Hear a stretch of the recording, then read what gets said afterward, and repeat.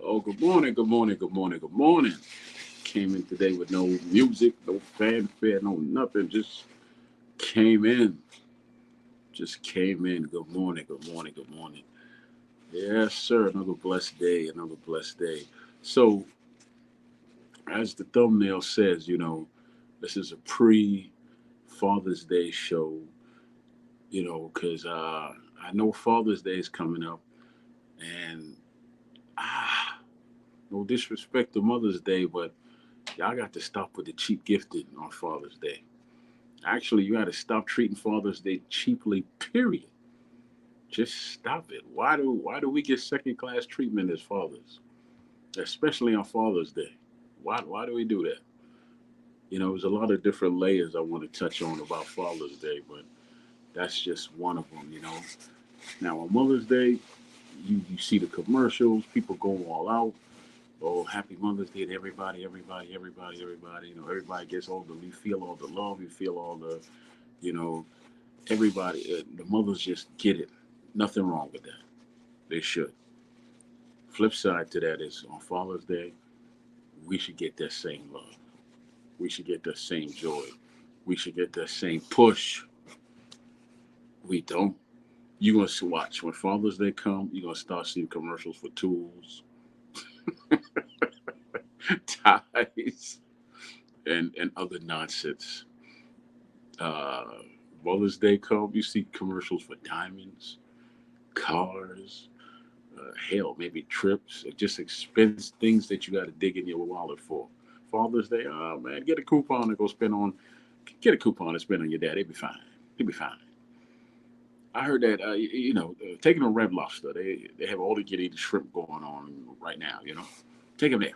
Take him to Golden Corral or something. He'll be just fine. No, we won't be. See, because look at the thumbnail.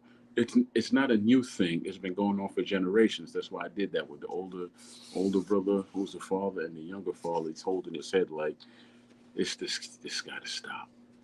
He loves it. Both of them love their family, but damn, one day on their special day, you give them something wrapped up in a paper bag, wrapped up in a paper bag like grandma used to wrap our books in, or grocery store paper bag. Say, here you go. What is this? A pair of socks with one pair missing. Y'all got to stop with the cheap gifts on Father's Day, because when you cheap gift a man, you basically telling him that he's cheap. You basically telling him that's how you feel about him and all the work he's putting in, all the love he's putting in. You just telling him, hey, this is how much we appreciate you. This is how much we value you. We really don't give a damn about you. Thank you for being there, but really, any swinging dick would have done. That was kind of harsh, but that's the reality of that's how it comes across. Stop playing. That's how it comes across. How many songs have you heard from others? And I hate this conversation where you say Happy Father's Day to all the good fathers. Do you ever hear anybody say Happy Mother's Day to all the good mothers? See, because that's a precursor for something else. Okay, so and then you start breaking them down. You start separating them and say, okay, well, Happy Father's Day to all the stepfathers. Happy Father's Day to all the men that stepped up. Happy Father's Day to the uncles that stepped up. All happy, it's just blah blah blah blah blah blah blah blah. It just goes on. You don't hear none of that on Mother's Day, do you? Oh, Happy Mother's Day to all the single mothers. Happy Mother's Day to all the aunties. No, it's like all mothers are good. Fathers have to be put in the categories. Put Happy Mother's, Happy Father's Day to all the good fathers. You see, because that starts another conversation. That leads right into another conversation. Man, it's just not right. Fathers are treated like second class citizens. Why is that? Why are we treated like that? Because honestly, you get you get what you paid for and you get what you lay down with. Women cannot always blame men for. I've heard this conversation so many times. There's no good men. Well, the goodness starts within you, ladies. It don't start within you looking for good in a man. That good has to come from you. So if you messed up, what you think the energy you put out was going to attract someone that's pristine? No, you can't hide who you are. That's the reality of it. You can pretty yourself up and do whatever you want, but your soul generates on a certain wavelength, gives off a certain energy, and you attract like to you. So that's not that man's fault. That's your fault. Well, it's your fault when you attract it and you see it and you know it, but you say, "Well, I'm going to tolerate it," right?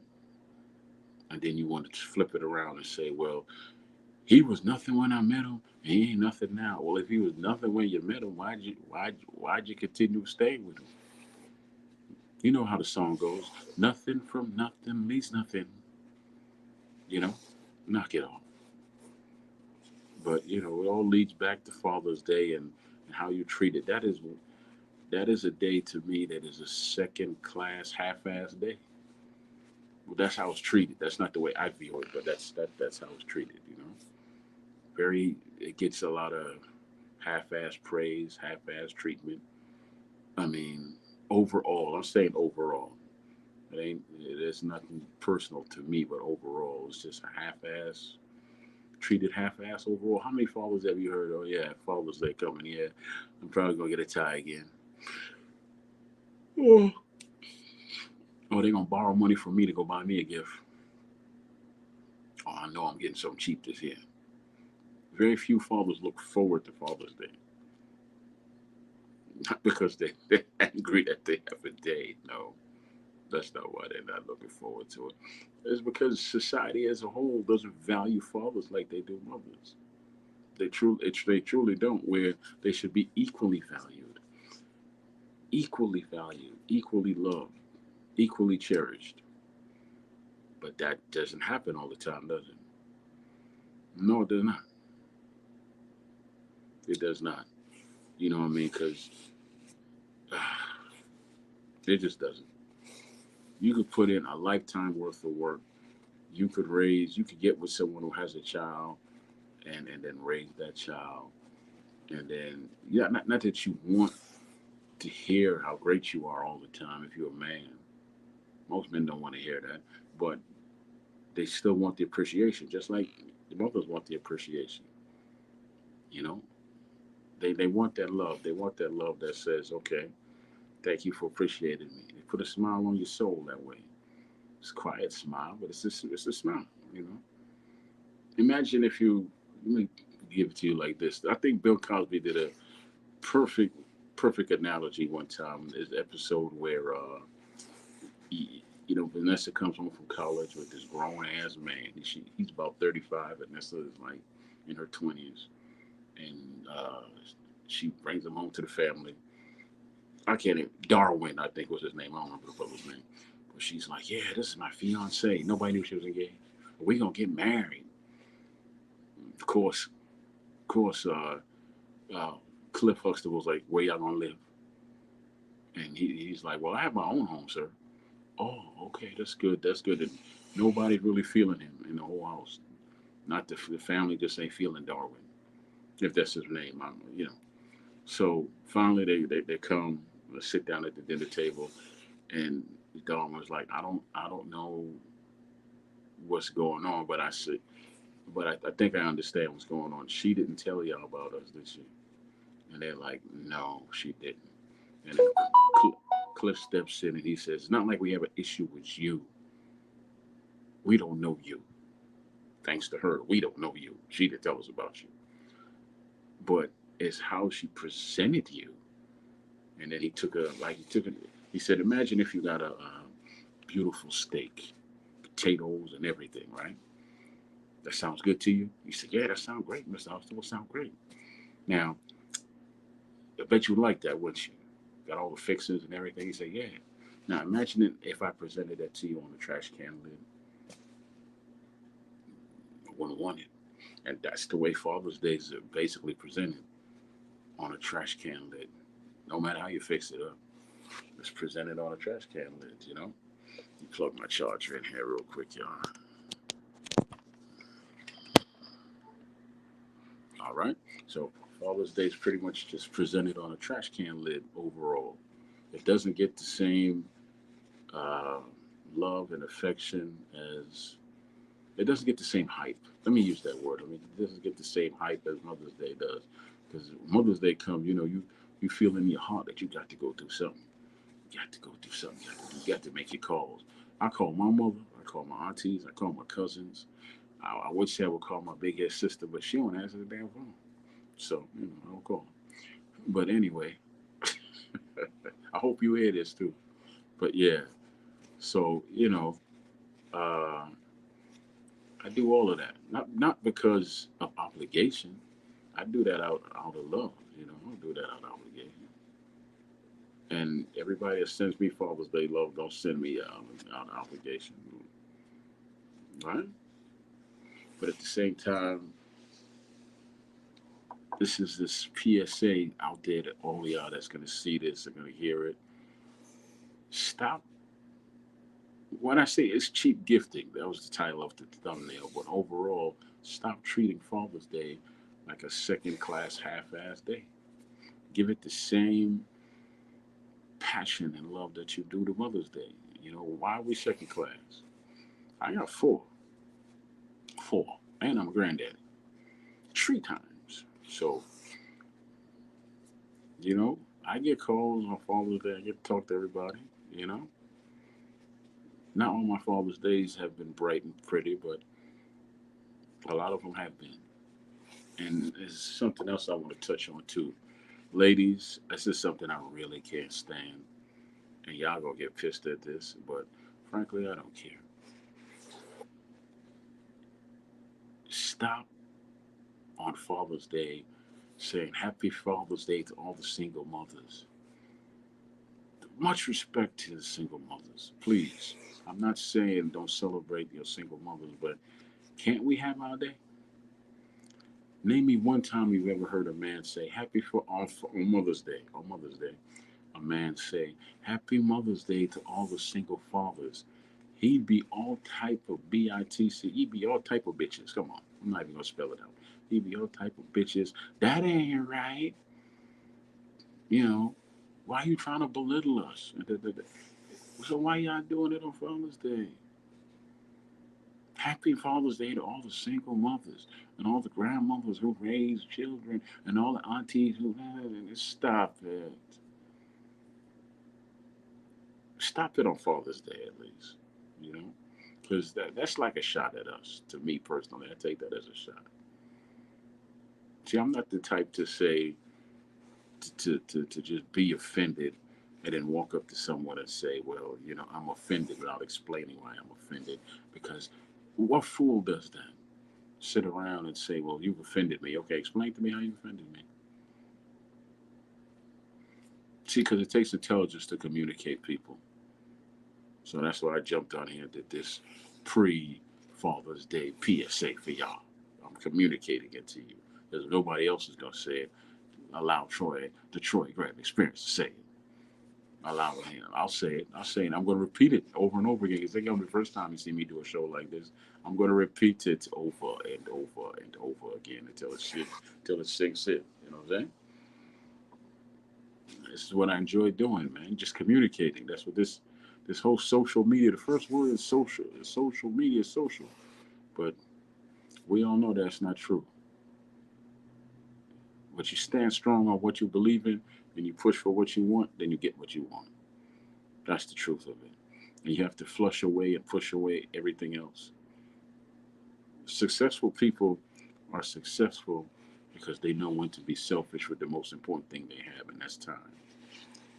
You can't be a generous person on here because you'll never get anywhere. You could be generous in this extent with what you share and how you deliver it. But overall, you cannot you can't support everybody on here because they don't appreciate it. They'll call you out on it. Or you over here every night. Well, yeah, because I'm supporting you. Or you over here every day. Well, I'm supporting you. Yeah, I'm giving you my time, baby. But That's the same thing with Father's Day. It gets back to this thing like you're doing what you're supposed to do.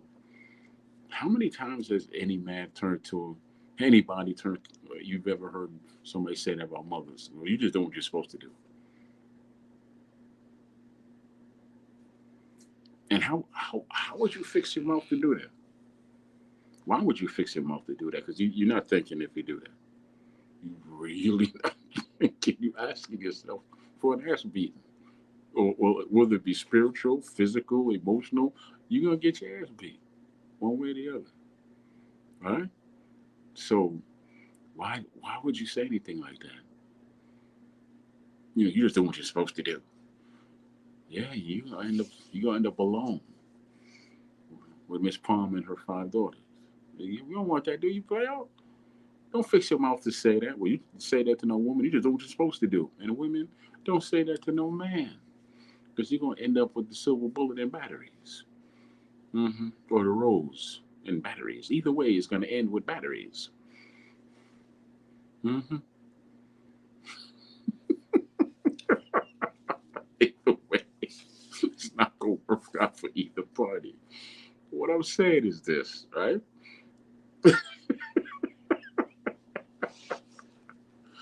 I just want y'all to appreciate Father's Day the same way y'all appreciate Mother's Day. Hell, appreciate fathers overall the same way you appreciate. What's up, Bruce? The same way you appreciate mothers. That's not asking too much because look, there's my grandmother taught me this in life. There's good, better, best. There's good, better, and best, and I added great to it. Right? There's good, better, best, and great. Good was just do what they're supposed to do. Better steps up a little bit. The best are those who give that they all the extra. They'll give their all into it. Greatness is when you do that extra effort. You know what I'm saying? So there's fathers and mothers out there that are great. We know that. Let's celebrate. Let's celebrate everybody equally. Let's not belittle fathers to bring up mothers. And the cheap gifting shit, please knock it off. Knock it off, please. I mean, look, show them that they're valued. It's not really how much you spend, but also how much time you spend on picking out that gift. What if you just come to someone and you just say, here go a check, you fill it out, and go have a day of it, right? Well, people will say, oh, that's great. No, but what if you say, okay, like, what if you send someone out on a spa day, get their hair done, their nail done, and then when they come home, you have this beautiful candlelit dinner all ready for them.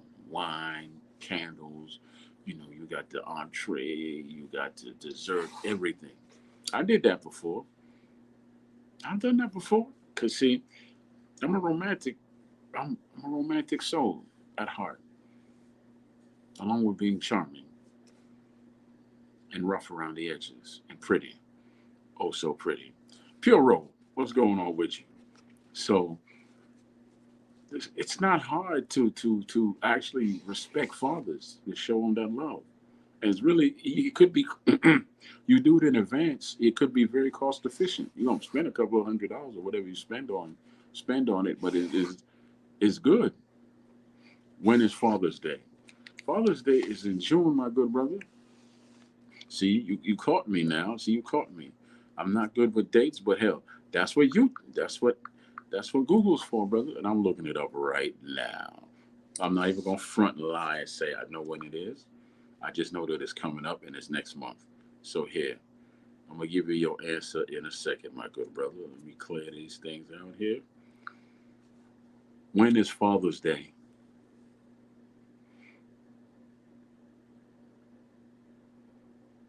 June 16th, good brother. Good brother Piero, Father's Day is June 16th. Of all the people who I thought would know that, that would be you. Because I remember you telling your story about your dad. I love that story. I'm bad with these Hallmark holidays. My bad. Yeah, no. But you know what? I remember you saying how you struggled to get where you are. And then when you graduated and got your stuff going, and you told a story about, you took your father here and there and there.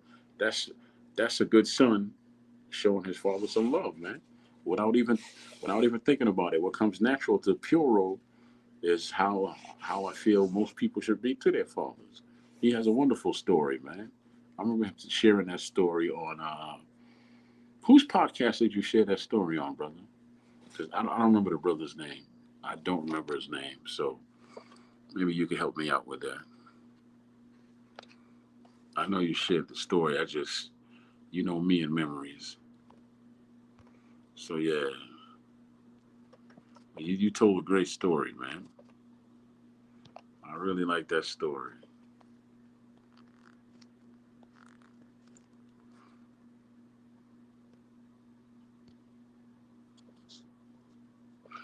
But yeah, but I just thought I'd jump on here early this morning and talk about fathers because it's not so. Ladies, I know there's some ladies that might check in. Don't take this as a knock against you or anything like that. It's not me saying I'm knocking women or anything like that. No, is what I'm saying as a father and a grandfather in my case is that I feel that Father's Day does not get enough love, not get enough respect, and overall it's like a half-ass, second-class type of day. I mean, because look, listen to this: we get one day outside of our birthdays, and that's Father's Day. One day, right? Y'all have Mother's Day, y'all have Valentine's Day, right? You got your birthday. That's 3 times they have to give you something. Oh, please don't forget Don't if y'all, please don't tell no woman Valentine's Day is not a real day. Even though it comes from a bloody ass day. It's if you do the history on Valentine's Day, it's nothing. It means nothing about love. It's complete blood. But hell, they turned it into marketing, and now they spend. Right? So you got Valentine's Day, you got Mother's Day, you got your birthday, you got Christmas. One, two, three, 4 times got to go in my pocket, and you get love, you get praised, right? What do we get? Father's Day. Damn our birthday, because no one ever really, hey, we'll just make him something to eat or give him some sex. Nobody really ever does anything on a man's birthday, really, in most cases. So very special women do that. But overall, we get one day. One. And what do y'all do with that one day? Or we gonna half-ass it, or we gonna go congratulate single mothers and everybody, every female in creation that's ever raised somebody by themselves, and tell them Happy Father's Day. That ain't right. That ain't right. That's just wrong. We don't do that to y'all on Mother's Day, do we?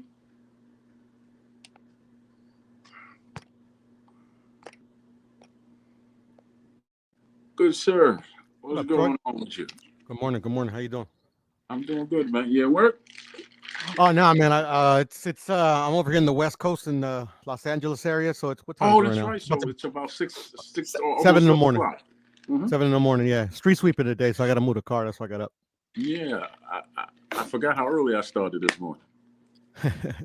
Yes. What's going on, man? What's your thoughts on the whole thumbnail Chilling. and I mean, it's cool. I mean, like, I share your sentiment, but it kind of sounds like I don't, because like, yeah, Father's Day don't get a lot of love, Mother's Day is like, oh yeah, make sure you tell mama this, mama that. I remember, I think hearing Chris Rock kind of like hmm opine on that subject, but yeah, to me, it's like most holidays, they're like Hallmark holidays to me, like and then the way I was kind of raised, like my dad always well, I don't know if he always used to tell me, but he used to tell me like men, they don't real men don't need like to be constantly saying attaboy, you know. right. Sometimes you're not going to get any praise for what you have to do, like, real men, like, they have to do what they have to do, and if they don't get a thank you, well, it is what it is. It's just, my dad was kind of like that. Yeah, well, that's the thing where that's that whole thing where they tell you to man up. Yeah, You know. that was my dad. My dad was born in 1931, so Yeah. that was his way. Well, I was born 1971, right? And I got 3 boys I raised and one grown ass woman. She's 34 now. But I told them all the same thing. Yeah, it's y'all have to when you get older, the first person you need to look to help for is God and yourself before you go look to anybody else, right? You got Facts. to try and solve. You must try and solve your own problems before you run and say, "Help me, help me, help me." Yeah. But don't be ashamed to say, "Help me, help me, help me," and at the same time, understand that you're gonna put time and effort into a lot of things and people, and you may not get anything back in return. So don't do anything thinking that you're gonna get something back in return. Do it because that's what's on your heart.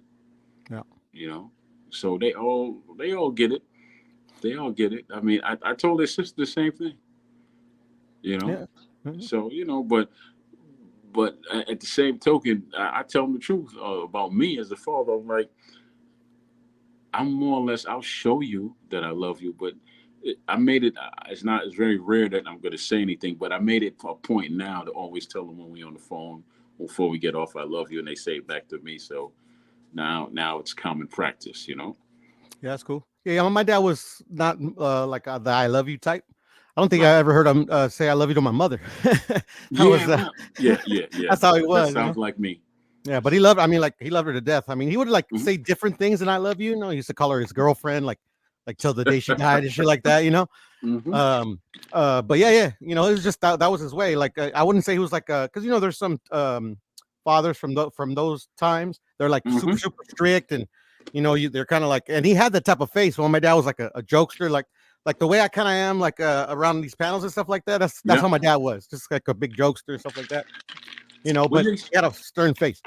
well, you know what? He sounds like a very strong, good-hearted individual, man. Yeah, he was always cracking jokes. Yeah, that's just what he sounds like. I mean, he's the type when things get real tight and it might be an issue, everybody else might be worried, but he'll just say, "I'm gonna find a way." Yeah, yeah, Yeah, see, yeah, he's gonna find a way, even though inside of him he's like, I don't know, but I'm gonna find a way. I'm not gonna stop until I find a way." You know? yeah. My papa's like that. Well, it's just the way kind of the way he grew up. Like I remember my grandmother or my aunts, his sisters Hmm. used to say that when my dad, all he needed was like because he grew up on an island, right? It was called the Okay. island of Cozumel.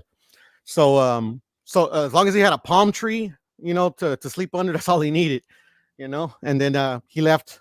I think he left the island when he was like 13.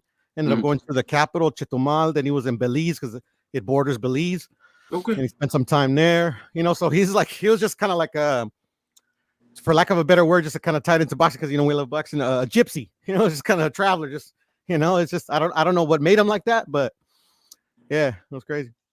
Well, he sounds like he's just need, want, and finding himself. That's all. You know, Well, that's what that sounds like. That's good, man, because that he has a definite view of life that most people probably doesn't have. He gets straight to the point.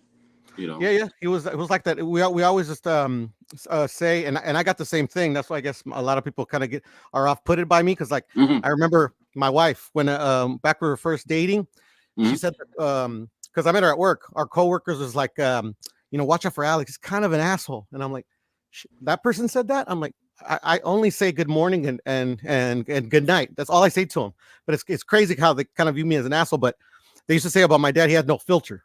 So sometimes he would Hmm. say things that was on his mind, and we're like, "Dad, you can't say that," or "Don't say that." And I'm the same way. So I guess I kind of like you know straight to the point. You know, kind of like I'm not a big bullshitter, even though I know how. You know, so I can see how that's off putting. A lot of people don't like that type of Well, well, you know what, brother? You're in good company because I get that a lot. That's why I don't come out and play no more. You know, I just don't. I don't get it. I basically took it upon myself when I'm on social media to Mhm. tell people I'm just a charming asshole. I don't believe that, but while I'm on here, I'll play that role. If that's what y'all think, that's what y'all think. Yeah, You and it's know. funny Hmm. when she told me that. I always viewed myself like you just said, a charming asshole, but I never Hmm. tell people that. But I always viewed myself like that, you know, because I'm always like trying to like like I'm always joking around, and I'm always trying, just I don't know. I like to make myself laugh, so I kind of like yeah. I don't know how to explain it, but yeah, I get what you're saying. Brother, I truly, as a man to man, I understand. A lot of people have thin skins on here, and they can't. I Super. mean, I'm one of the rare people that use my real name. You see anybody else using their real name? Let me see. Very Not few that I know people, of. right? Not that I Yeah. know of. Yeah, they figure somebody's gonna hunt them down or something. Look, I tell people all the time, if it's the good Lord's will, then it's gonna happen. If not, then I don't want to. I'm too old to come up with a yeah. No, I hear you. No, I hear you. Yeah.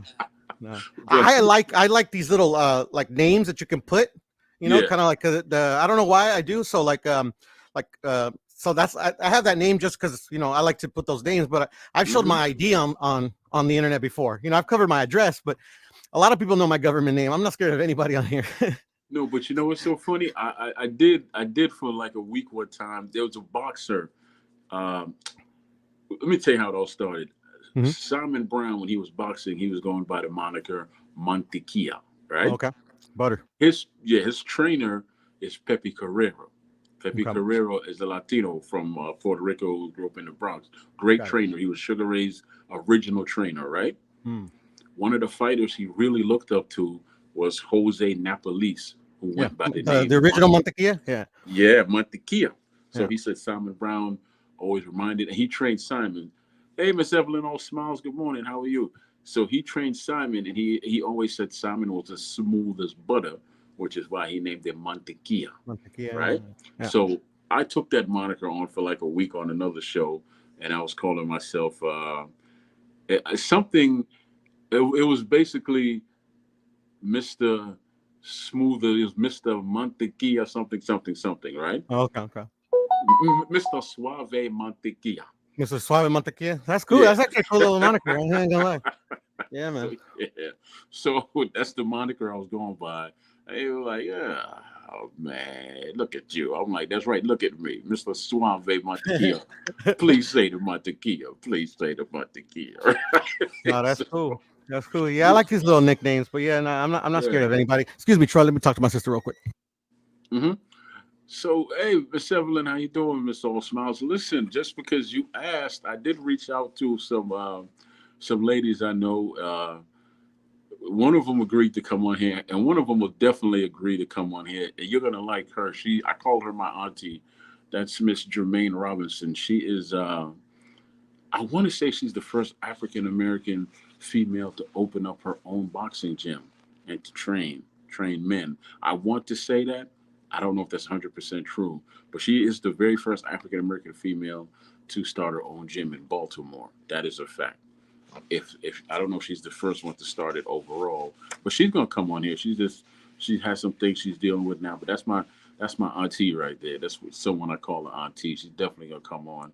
I want you to be here when she comes on because she's a little bit older than I am, so she has a different outlook of life, and she guided me through rough patches when I was dealing with some Excuse things. me, Troy. I'll be right back. Let me move this car real quick. I got you, yeah. And then I spoke to another lady, one Miss Destiny Owens. You could look her up. She's a boxing champion from out of Baltimore. She definitely agreed to come on when she takes care of some business she's taking care of. So I must stay on them. I definitely want her to, definitely want those ladies to come on and tell their story.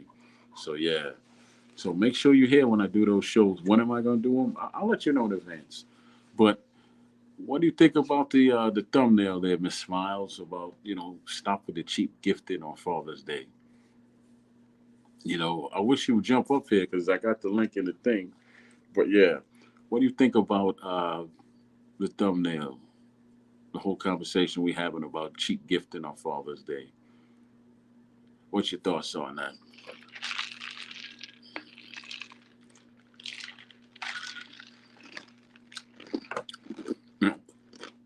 Excuse me. I made another. I made another juice like I like to do. That so. This one is beets, blueberries, and what else did I put in there? Oh, beets, blueberry, apples, and lemon. That's what I'm drinking right there. Beets, blueberry, apple, lemon.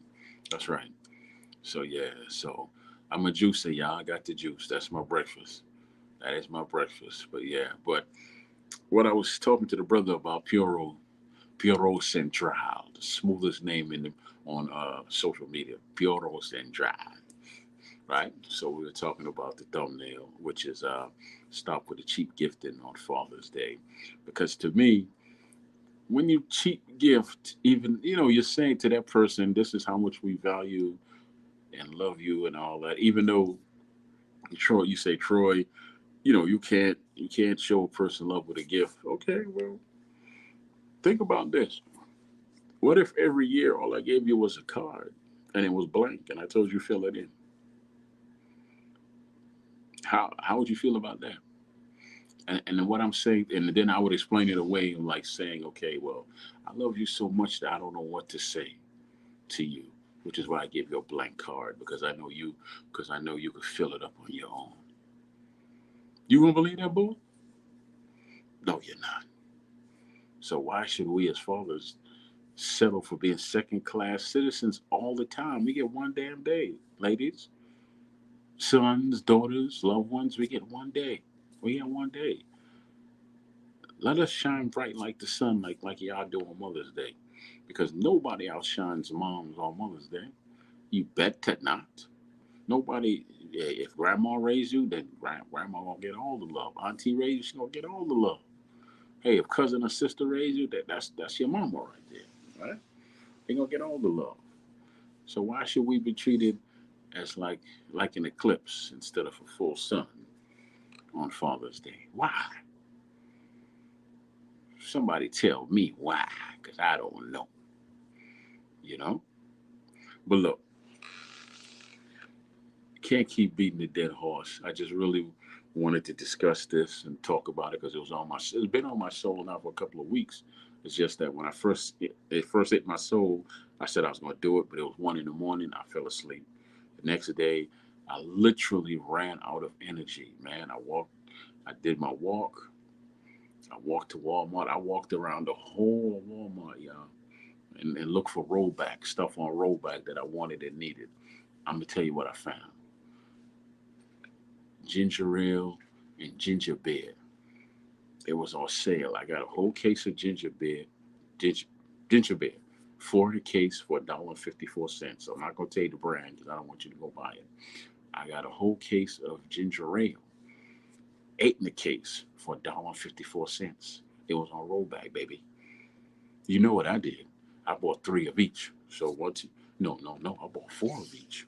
So I had 12 ginger beer, and I had 20, 24 cans of ginger ale. So I called my parents up and gave them half of it, and I kept the other half for myself. That's right. I wish they would put that coconut water on rollback with the pineapple. That's $5 for a quart. They put that on rollback. I'm buying the whole thing. That's what I do, y'all. But yeah, now, if y'all go to Walmart on Father's Day and wine or something's on rollback, get it. They ain't got to know it's on rollback. Get that wine, get that steak if they steak eaters or chicken eaters or whatever. Get that. Put some sides together that you know that man like, and cook him a beautiful meal. And hell, draw him a bath.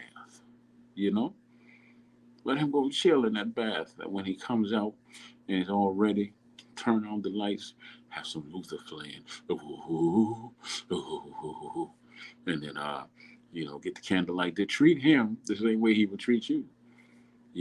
Put some effort into it. Effort into it. Tell him, baby, if there's another man in the world that the good Lord meant for me, he's not out there because you are the one. The one. You are the other half of my heart. Now, the good Lord has our souls, but baby, you will forever have my heart. What else? What else you got to say to that man? Good meal, words of inspiration, followed by some good loving. That Father's Day. Father's Day with exclamation point and a period. He got nothing else to say. Nothing. What else you got to do? What? Is that expensive? It is if you don't want to do the time. And it is if you can't cook. Right? But ladies, come on now. You go to Walmart. Like I said, get that wine. Most men eat steak. I don't. Right? You get that wine, get that steak, get some nice potatoes. Get some broccoli, right? Right. You follow me? You follow me? Get some broccoli. Get some of them. I would say instead of the biscuits, you don't fatten nobody up. Get some croissants and get a little honey. Buy some honey and butter if you don't have that in your house, and turn those into honey butter croissants along with everything else. Set it and get a little thing to put it in like they do in the restaurants. You fix up that dining table with a nice tablecloth with the candles. The candles you've been saving. Them, you know what I'm saying? You pretty yourself up too. Get dressed in your best lingeries. That's lingerie. If you don't know, lingeries, and put something over them lingeries so stuff don't get started till need to get started. And then you tell him, look, I'm gonna pull your chair out. I'm gonna pour your wine. You know, I made this steak just for you, and I took my time. That's why I sent you out to go get a haircut, get yourself a little facial, get your nails done. Men get that. Men get pedicures and manicures too, ladies. Knock it off. Men get pedicures and manicures too. Don't even Cap. try it. That's right. So we all do that, right? So that don't cost too much. It's just the effort and time you would put into it, and that's what we appreciate the most is the time and effort. You know, because man, look, we don't ask for too much as men. Most men won't ask you for too much or nothing. A boy will, but not a man. But they damn sure will appreciate it, and they'll show with actions more so than words. Ain't, ain't that right, brother? I want the world, Chico, and everything in it. That's right. That's I'm right. just playing. Nah, nothing. No, go ahead, brother. I know you got something to add to it or something to say. No, I'm just saying. Yeah, nah, like you're saying. Yeah, boys usually ask for a lot of things. Nah, Hmm. yeah. Usually men don't really ask for too much. Respect, Nah, we respect nah we don't. is what we ask for, and we Mm. normally don't ask for it. It's expected. At least the way I was taught. Now I'm a big appreciator of time and effort, man. Okay, that's cool. That's me. I mean, hell, if you give me something that's outstanding, I'll accept it. If you give me something that you made, and I know you put like, I'll give you a perfect example. My grandson gave me this thing he made, and it was Grandparents' Day at Hmm. school, right? So I've never missed a Grandparents' Day. I was there, and he gave me this like something he drew on some cloth or whatever. That was 4 years, 5 years ago. I still have that damn thing. You know that? No, that's dope. No, that's real nice. Yeah, I still have it. I still have that thing, man. And just like my grandmother, I remember I went to the mall to purchase this coat, man. The coat at the time was about $35, man. It was a jacket. I Members jacket, members only, Nah, this was one of them fly ones. I don't know if you ever seen the camel guy that smokes cigarettes with the kind of like a suede, jean jacket, suede. something like that. Yeah, yes, it's Okay, something similar to that. I okay, haven't seen okay. nobody else with it. All right. Uh, it was on sale for like $35. All I had was 25 on me, so I told them, hold it. I paid down to 20, and I ran back to my house, which was I was in the county, but no, I was in a different county, so it took me about 25 minutes to get there and then 25 minutes to get back. Right. Yeah, so like an hour. Yeah, yeah. So I got back, I paid, she gave me the money for it. That was when I was 21 years old. I'm 53. I still got that jacket. Nice. And, Now I'm not like that, man. I can't keep anything that long. I'll lose it, or I'll just Mhm. I don't know what will happen to it, but yeah, lose it or misplace it or something. Now, brother, I've never seen another human being with that jacket on.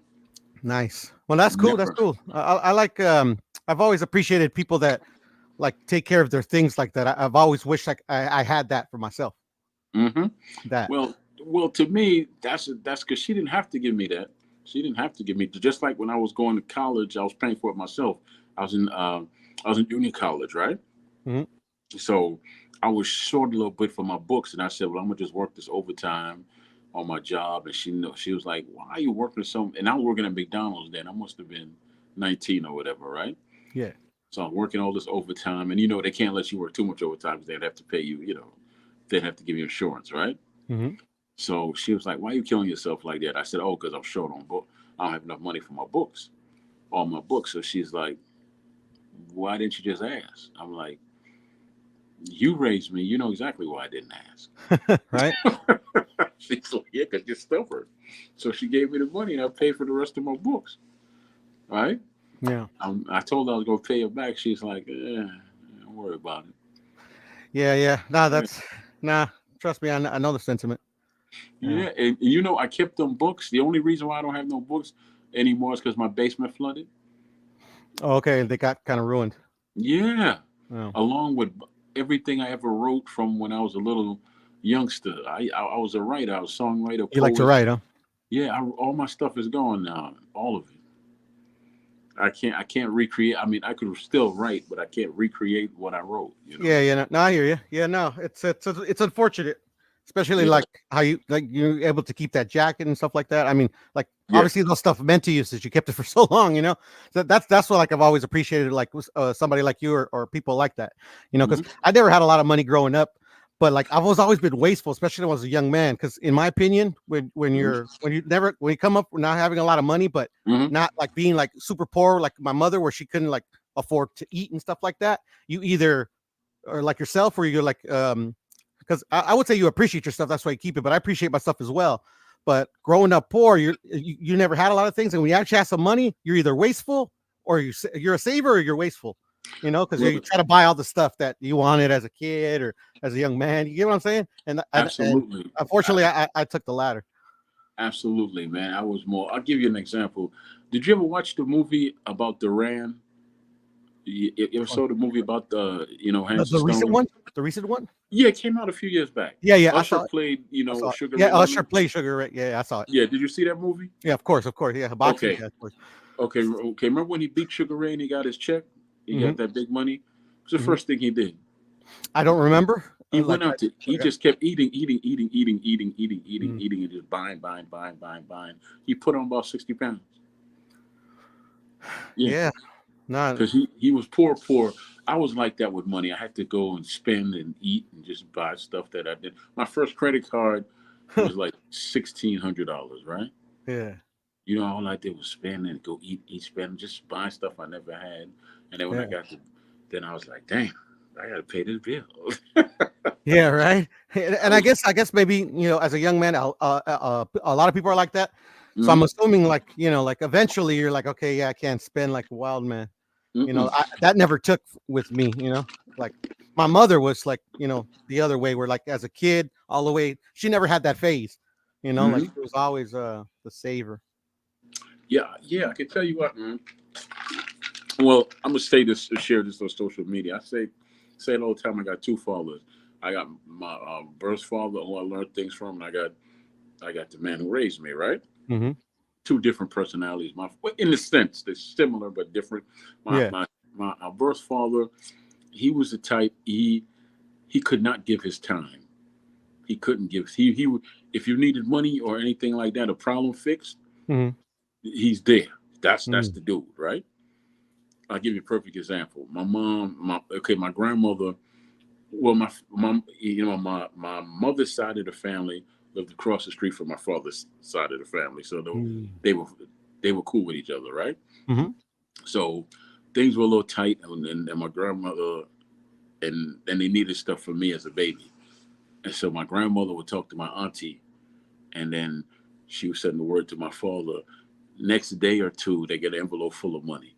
Nobody ever asked where it came from. Hmm. And now they're just like, here's the envelope, huh? Yeah, As nobody long as ever that envelope keep coming, nobody's gonna ask. nobody asked where the hell it came from. And then he would come over from time to time to see my mom and spend time with me, and then he'd be gone again. Right? Hmm. That's what he did. That was That's yeah, just his what he way. did. Yeah. Yeah, that was his way. No. Uh, Now the man who raised me was different. He taught me this. He taught me that. He is a. I call one of them. I call one of them like a roots man. That's the man who raised me because he set down roots. He been married to my mother since I was 2. Okay. Right? So Yes. that's what 51 years now, right? Yeah. Yeah. No. Yeah. So I get it. Yeah. Yeah. So they've been married. So he's the roots man. My father never set roots down anyway. He was the proverbial Rolling Stone. Yeah. And Yeah. now that you say that, like I think, like that's what I was trying to describe. My dad was kind of like a gypsy, a Hmm. nomad, and I think that's why my dad chose to start his family so late because my dad Mm. got married at 40. And I Ooh, think okay. that's what it was because his best friend. And I think I told you this story, or maybe I told somebody else. His best friend, growing up, he was the one that he left with. He didn't leave by Mm-hmm. himself. He left with him. They went to Chetumal, Belize, and eventually to Mexico City, stuff like that. Mm-hmm. He never actually like your father never settled roots, Right. but he had brothers that married into my family. So like my Gotcha. cousins that's my cousin's uncle. So Okay. the day of my dad's last birthday, it was because my dad was born December the 4th. He died on December 21st. Wow. So we threw him a birthday party. It was sports themed because my dad was a sports nut. That's why I'm a sports nut. Mm-hmm. So at a sheer happenstance, he would visit his family, which was my cousins and all his and his sister or his brother or whatever, every 10 years. And the day he Yes. chose to appear was the day of my dad's birthday. So he shows up at my aunt's house, and he's like, "Oh shit, Unc, what's going on? How you doing? What you been doing? Same old. Just around running the streets or whatever. He was saying Mm-hmm. Spanish, and they were literally like had the key in the door. They were ready to go. They saw him on the porch, and they're like, "Oh, we gotta go, Unc, but this is your home. Make yourself at home, and we'll talk when we get back, and we'll reminisce or whatever." And he's like, "Well, Mm-hmm. where are you guys going?" He's like, "Oh, we got my tío Melesio. That was my dad's name. My tío Melesio's birthday." He's like, "Melesio's still alive?" He's like, "Really?" He's like, "Yeah, we're going to his birthday party right now." And they told him, "Yeah, he's a little sick." That's when my dad had the dementia or whatever. It was his last birthday. Right. And he's like, "Can I tag along?" He's like, "Of course." And as soon as my dad saw him, and he was having a good day that day. Mm-hmm. He slept. He didn't have any episodes that day. Thank the Lord. He gave him his last birthday. Kind of I would say like 80% normal. But when he saw his best friend, he lit up. He hadn't seen him in 40 years, Troy. In 40 years. Yeah. And I Yeah. met him, and Yeah. he still Yeah. smoked. He was my dad's age. He was my dad died at 87, so he was still 87. He still smoked. I was having like cigarette. I was like chain smoking with with my uncles. It was funny. It just kind of blew my mind. Like 40 years. Trust me, I understand that because I knew what my dad was before he had his family. But yeah, Mm-hmm. meeting his uncle, like I could never believe it until I saw it for myself. Yeah, it was 87, still drank. He was drinking, he was getting loaded Yeah. with me. It was it was funny. I mean, it was like, wow, 87 and still like, running acting a fool, as we would say. You know what, brother? Mm-hmm. I tell people all the time, I don't have a lot of friends. I have brothers. After I stopped using the word friends years ago, I don't have a lot of friends. I just have a few brothers, right? I understand. So, and they're not my brothers, but not all of them are my brothers by blood, right? Yes, So, sir. I got a friend who I met. I had to be around 8 when I met him, and he was 7, right? Yes, sir. Yes, sir. And his parents, his mother was Caucasian, and his father was Jamaican. He was a Rasta man, right? Okay. So when his dad died, his mom was a nurse, so he used to stay with us at night. During the days that she worked as a nurse at night, right? Mm-hmm. So me and him just was, my grandmother always told me that that's her pretty white grandson. You can't tell that man he white. You don't call him white if you ever meet him. He's not. He just won't take it from you, right? Yeah, no, I mean, Yeah, he he, black. All yeah, all his brothers are my complexion because his father had children before he yeah, met his mother. So I all got his you. brothers look like me, Yeah. all of them. And he's the one that looked like he's just a light skinned cat, right? So anyway, uh, when I moved, I haven't seen that dude since I was about 16, 17, right? Mm-hmm. And then one day we kept in touch off and on. And out the blue he called me. We were in our 40s then. Mm. And he called me and said, "Look, I'm in Maryland, man. Give me your address. I'm gonna drive over there with my wife." Mm. And I'm like, there goes my brother, right? And it's like Yeah. it's like I told him when I saw him, it's like I just saw you yesterday. He said, "Well, yeah."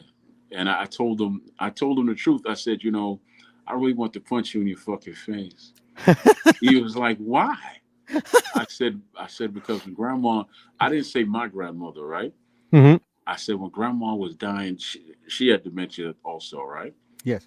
But she kept asking for him. Oh, okay. She You remembered him. know, Yeah, there's like yeah, that's what they yeah, say. There's usually sometimes it's not even their immediate family, but it's just like sometimes it's like maybe a few persons or like one person that they remember. Yeah, and I Yeah, didn't know where he was because I wasn't in touch with him. yeah, no, I hear you. And she kept asking, and I was like, I'm going through this all alone. And she constantly asked me for this cat here, and I don't know where he is, right? And Yeah, I was hoping that we would get in touch before she passed. And I could see it in his face that he wasn't mad that I said I was gonna punch him in his face. He was yeah, just, he understood. He yeah, understood. he was Yeah, just like, yeah, man, I wish I could have been there, but we had a falling out for some reason. We had a falling out at one point, and and then he grew up a bit, and he stopped doing what he was doing, right? hmm, So, brothers and will we got, do that. Brothers will yeah, quarrel. yeah. So, we cleared the air and all that, but he still could have called me, man, and then because he knows if anything, if he need me, I'm gonna be there. That's just how we roll, right? Yeah, yeah, But when I saw him, I said, man, I gave him a big old hug. I said, brother, between my heart and your bad knees, we'll make a good half a man, right? Because he's a truck driver, so just sitting in yeah. the truck, yeah, it mess your knees up after a while. So he started laughing, and he's like, man, look, man, I wish I could have been there with grandma. I said, don't talk to me about that right now, man. You know how I am, right? Yeah, no, for sure. No, no, trust me, I understand. Yeah. Uh, So we were cool though. We were cool, man, because she just loved him from the moment he started coming around, man. Because she was close with his parents, right? mm, His father used to fix stuff in my house. oh, okay, okay. And yeah, the Yeah, TV broke down. We called his father. I got you. Yeah, so we were just family. My grandmother taught his mother how to cook our food. Oh, all Cause right. There it she know how to cook Jamaican food. is. My Yeah, grandmother taught her that, man. yeah, it reminds me of our neighbors when I used to live in South Central Los Angeles. Yeah. Our neighbors were Salvadorian because my Hmm. parents bought a duplex. Not a duplex, but the houses are big in South Central. So Hmm. they to rent to help make ends meet, they split the house in two and they rented out the back to a Yeah. Salvadorian Okay. family. Okay. And she taught Okay. my mom how to make Salvadorian food. Because Got of it. me, because of me. Yeah. Yeah.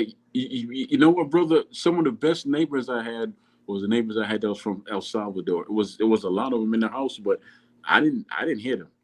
The only time I ever heard them is that they would have these parties on the Hmm. weekend, right? Hmm. These cookouts that Yeah. you right. So I would go sit out in front of my house sometime just chilling, and they'd be like, "Hey, you want to come over?" And I'm like, "Nah, brother, I'm cool. I'm Hmm. cool, man, because I don't drink or smoke, so I didn't Yeah, I got no got you. problem." Yeah, yeah, So I was just chilling, and then they would drop shit in my yard because our house is. yeah. So I remember I went out there one time, and there was a brawl and a thick ashtray, one of them thick ashtrays in my yard, man. It had a Hmm. bronze color to it. And I'm like, yo, if you drop this in my yard again, I'm keeping this because this is nice, right? Yeah, I said, yeah, I yeah. ain't picking up the bra, brother. I don't know Finders what was going keepers. on, but you coming to get this damn bra off my yard, man. Don't drop everything over here because you're gonna lose it. I He got you. start he started laughing. Then his Hmm. wife came out and he was like, "Shh." I'm like, I ain't doing that. What you telling me the truth for? Shit. Well, he was cool as hell, man. He always asked me if I don't know if I insulted him by saying no, but I just don't smoke and drink, man. Yeah, no, no, yeah. Trust me. I don't think you did. Yeah, I think if you told him once, he understood. yeah, and then our kids would walk to school together because they're relatively the same age and they went to the Gotcha. same school. Yeah, So, and from time to time, I would, if I felt like driving them to school, because it's only 6 minute walk, right? yeah, yeah, yeah. So I would just say, well, go knock on his door, see if he wants so and so to ride with us, and then he'd be like, yeah, yeah, go ahead. And then when his daughter got older, I had to tell him like, look, because when she hit 15 or whatever, I'm like, Mm. look, you need to, have her brothers walk with her or whatever, because there's a bunch Yeah. of dudes, and he's like, I understand, man, I understand. Trust me, I know. Have you seen her mother? I'm like, I'm not answering that question, bro. Yeah, his, his it's the wife was right fine. thing. It's the right thing to do. His You wife know. was fine as hell, but Yeah. No, I got you. but, but he came up to me one day and he asked me could I come up in my land, right? Hmm. So I was like, yeah, man, come on up. Him and his brother, and he was like, look, I know you're a good man, man, and thank you for telling me that about my daughter, because I always see once my wife and my daughter pull up, it's like drop your head and you don't even really stare at them. I'm like, nah, I don't do that. I don't want no issue with nobody, man. Yeah, right. The wife's Yeah. gonna kill me. So he was like, well, yeah, yeah, man. You know, I can tell you're a good man. Where you from? I told him I was Jamaican. He's like, oh, Jamaica, you have the, you know. I said, now I'm the ganja man. Not all of us, you know. That's a Nah, stereotype. That's a he stereotype. was cool as hell though, man. That was my favorite neighbor, man. Yeah, yeah. Let me Nah, tell you something, a right? lot of them are really cool. Let me tell you what. It was a dude across the street. I called him Poppy. Poppy was his people. He was from Mm. where did I say he was from? El Salvador. I said, yeah, they're from El Salvador. I just called him Poppy. I don't know, you know. Yeah, That yeah, was, yeah. I trust me. I understand. yeah. So this is what happened. Poppy's family, the guy who was my neighbor, the house that he bought was boarded up and everything, and I, I, I had to get it boarded up because it was abandoned and crackheads going in there smoking. I didn't want them to burn me out of Mm, my house. So I I got you. called the city. They boarded that up. It was a rat infested, terrible boarded up house up Mm, down the block, right? yes. Do you know they bought both those houses for about $7,000 total? Oh wow. And then if they took them about no, and there was another one they bought at the top of the block. So let's say they paid 4,000 for that one. Mm-hmm. So that was about $10,000 for three houses, right? Oh wow. So what they did was they took their time and they fixed it up, fixed it up, fixed it up, and then Poppy left his house and they fixed that up and rented that out, right? Mm-hmm. And then down the street, when I say it was rat infested, the rats grow will dig holes in Mm-hmm. the yard, right? Okay. So it was nothing but rat holes. So they cleaned all that out first. They gutted both of them houses, Mm-hmm. and then they lived in there at one point. And then when they moved out, they rented it to other family members. And the house at the top of the block, they built this beautiful deck on it. Man, I'll never forget that deck. It took them, I think it took them about a year and a half to just fix all three of those houses up, Yeah. right? But Yes, they sir. were making money off that because even down the block, they bought three more houses. Oh wow.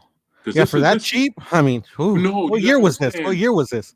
This was no, this was in the early 2000s. But you Oh understand, wow. those were boarded up abandoned Jeez. houses that went on auction. But still, that's cheap. Baltimore has you. If you go through if you know where to look in the real estate section of the newspaper, Mm-hmm. you Yeah. no, you go to the courthouse and find out when these auctions are, right? Mm-hmm. And they'll start cheap, and then you could get it for a certain price. Then you have to get someone to come in and fix it. They didn't have to pay anyone to come in and fix it because they fixed it. Yeah. They fixed it. It was this one house that people used on Halloween because it was abandoned and people used it on Halloween for the Halloween house. They bought that house and fixed that thing up. It was a beautiful 3-story house. They That's they were crazy. just they were just good. I think they must have spent a total of $20,000 on 6 houses, man. That's nuts. That's Yeah, what's blowing me yeah. away because I remember when I was buying my house not too long ago. I think 2018 is when I closed Mm-hmm. my first house or whatever. I remember like looking, you know, because I had a certain Mm-hmm. budget like everybody does, you know, and I live in California. California's expensive. I remember Hell yeah. they were probably trying to sell me a house. I remember I went to go look at it, Mm-hmm. and the way you're describing how they were like infested and boarded up and stuff like that, they were trying to sell that house to me for like $200,000. What? I'm telling you, California is crazy. Mm. Yeah, I got my house for 4. That was my max, and thank God I was able to get it. You know, where I have to go far in the boonies and then have to Mm-hmm. drive to work. You know, it was like really close to work. I mean, I got lucky, and it was for 400,000. That was in 2018. Now it's worth like it's almost close to 9. Okay, you said 200. Let me tell you something. I live in the South now. I don't live in Baltimore no more. I live in the South, Yes, sir. right?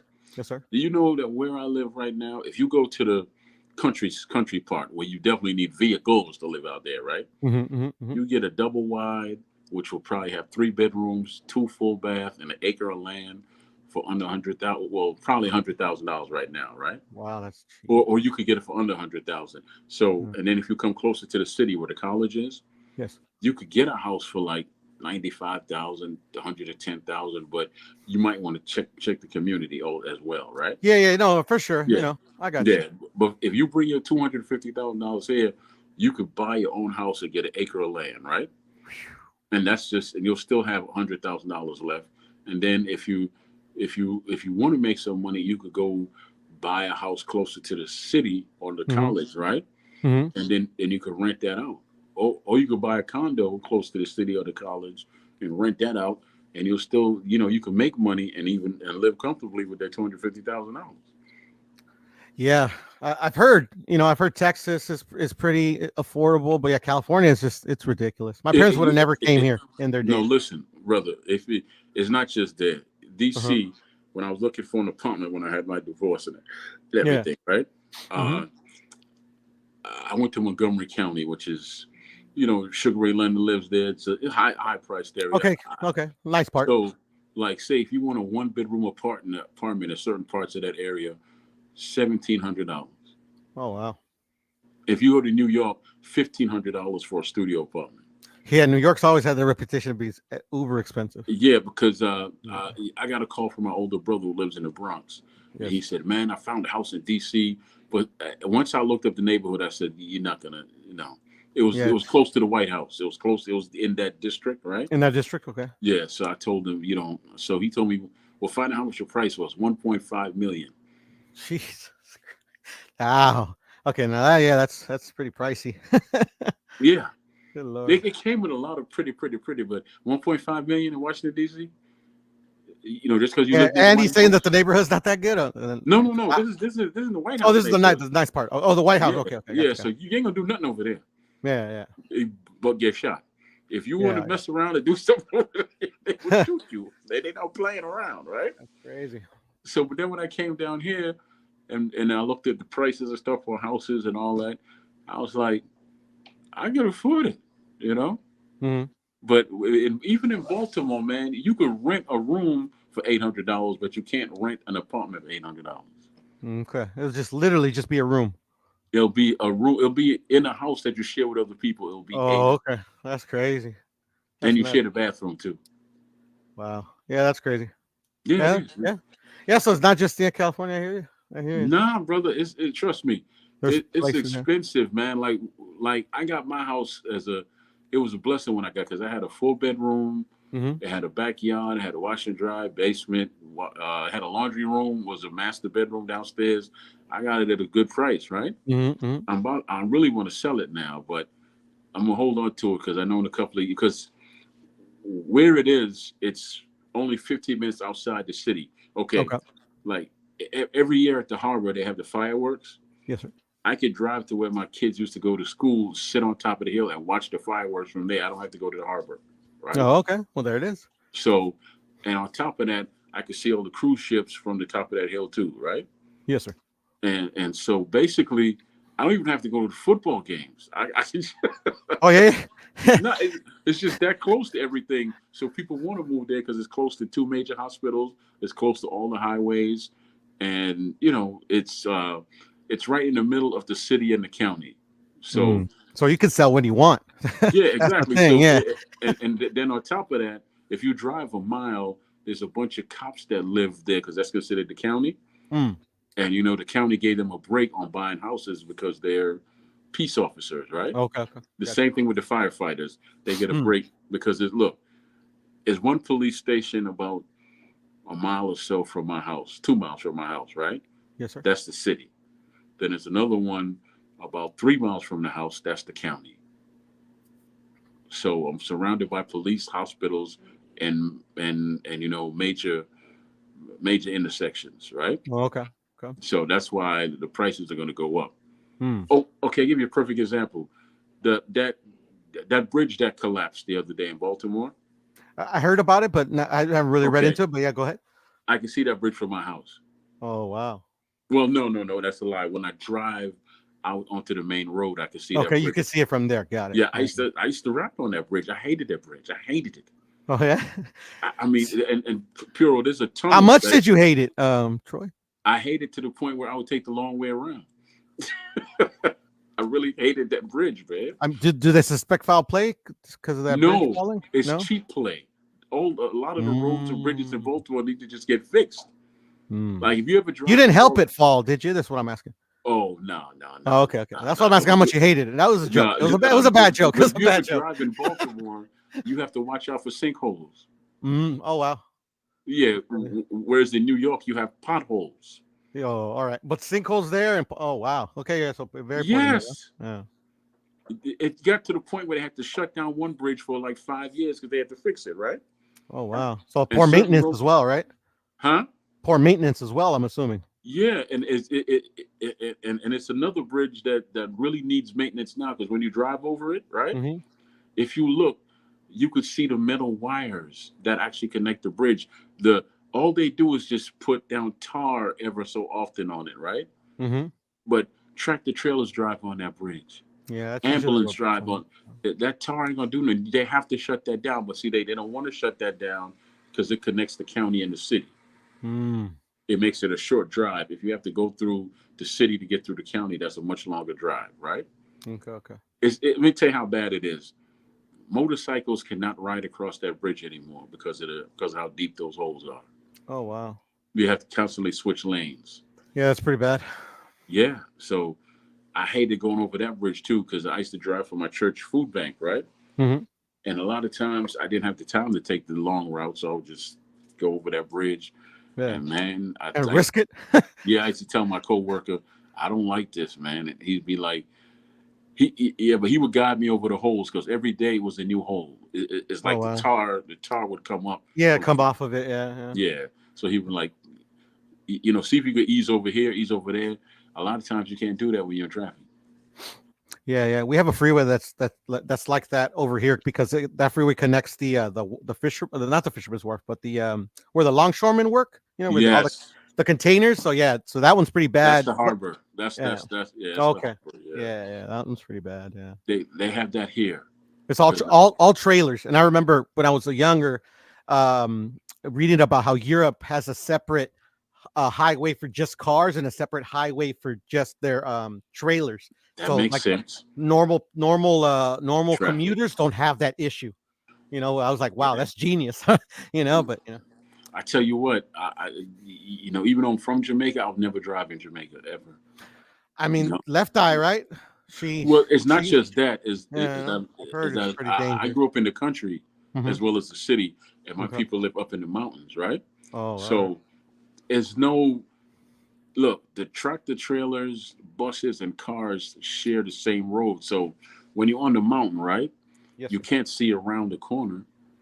Mm-hmm. So they usually blow their horns. Mm-hmm. Sugar cane is where a lot of people make their money, and they do it by the tons, right? Yes. So a lot of times when a tractor trailer is coming around, you blow the horn. As a driver, you have to edge as far as to the edge as you can without going over Mm-hmm. to give that truck space. And don't let there be two trucks. Trust me, I understand. Yeah. There's a road in Mexico that connects it connects Mexicali to Tijuana. It's called La Rumorosa. It's Okay. probably just like how where you grew up. Like Mm-hmm. literally, I remember driving there with my parents as a kid Mm. and also as a young man making that trek. And it's called La Rumorosa because it's like treacherous. So Yeah. like you drive by and you see cars down all the way down the ditch, like blown up because and people I'm pretty sure died. It's a very dangerous stretch of highway. Yeah, Yes, that brother. connects If Mexicali it's, and Tijuana. I mean, and if it rains, oh my God, one a teeniest little mistake, and you're going over that mountain. You're going down a way that you don't want to go down. You know. Yeah, no, no, yeah. It's trust me, I know. I actually like had my own incident on that on that road one time. It was Mm-hmm. crazy. Yeah, it wasn't something like, oh my god, I almost died. It's just I remember I went off roading. I still do that to this day, but I went off roading over there in Tijuana, and actually, no, it was in California. But I took my buddy, and me and my buddy, instead of camping with the guys I was with, we're like, let's just go to Tijuana. So to get to Tijuana, because we were already kind of on the Mexicali side, we had to go through that road. And I remember Mm-hmm. my I think my water pump or the water hose busted and stuff like that, you know. And I think Oh, it was my one of my first times by myself taking that road. And I remember as a kid, like it being scary and it was about to get dark, and me and my buddy freaked out a little bit, but we made it. We did yeah. okay. Yeah. I tell you what, man. It's like I said. I would never drive. Every time I go home to visit, I'm a tourist. I'm not. I'm not driving nowhere. People could Yeah. drive me. I still Yeah. have cousins and stuff that live there, but Uh, next time I go, I'm actually going to the tour, going there actually to the tour. I've never been to the tourist area. You know that? no. No, I mean I've been to the falls that they show on TV one time, right? Okay. And here's the thing with that: Yeah. when you get to that area, that's a tourist area. They have it listed different prices for for the natives and for the tourists, right? Troy, you're my brother, bro. Like we trust me, man. We the same, bro. Cozumel is just like that. Cozumel, because it's a big tourist attraction. Cozumel is known for its scuba diving, and Cancun is known for its partying and clubs and stuff like that. So trust me, we like brothers, bro. We live the same things, bro. Yeah, because the thing is that I still look Jamaican. I don't have to speak or anything. They just like, okay, he's I look from Mexican the country, myself.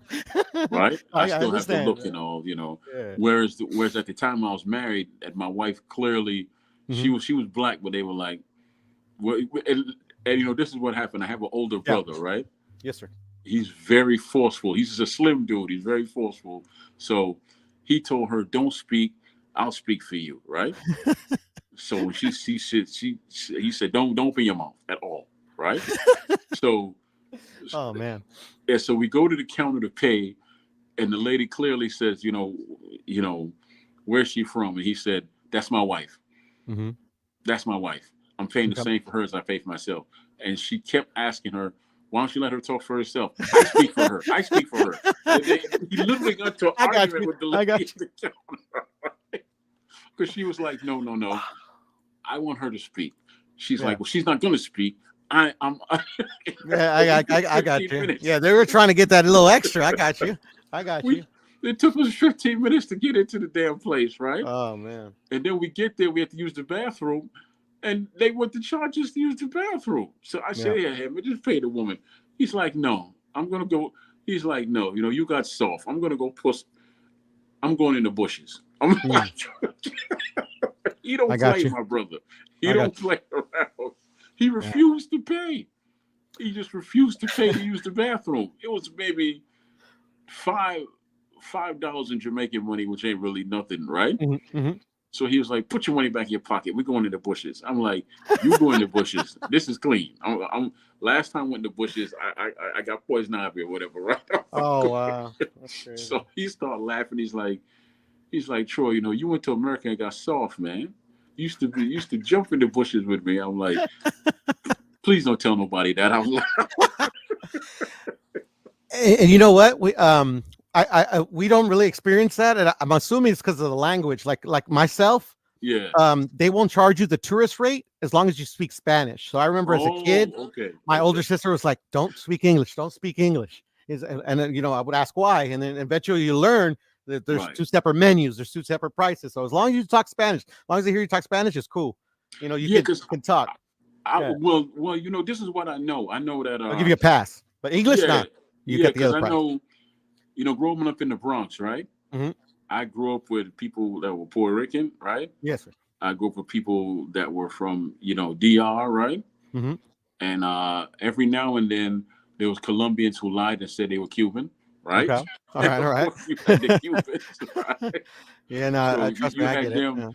Everybody spoke Spanish, but their dialect was a little bit different. Yeah, they all got different dialects. Yeah, they all got different dialects. So yeah, that's it is kind of surprising because I remember being on what's the brother's name whose show I don't go on nobody's show. What's his name again? I don't know. I only see you on your show, to be honest. Yeah, the Black. I used to see it more. I used to see. Okay, gotcha. Yeah, but Black and Brown had David Benavidez as father on there, right? Mm-hmm. And I was going back and forth with him. It was respectful about David moving up to 175. He's like, no. Where did David move just now? To 175. Yeah, I mean, come on. So it was a guy on there. It's the brother that owns the Duck. I don't remember his name. He owns the Duck.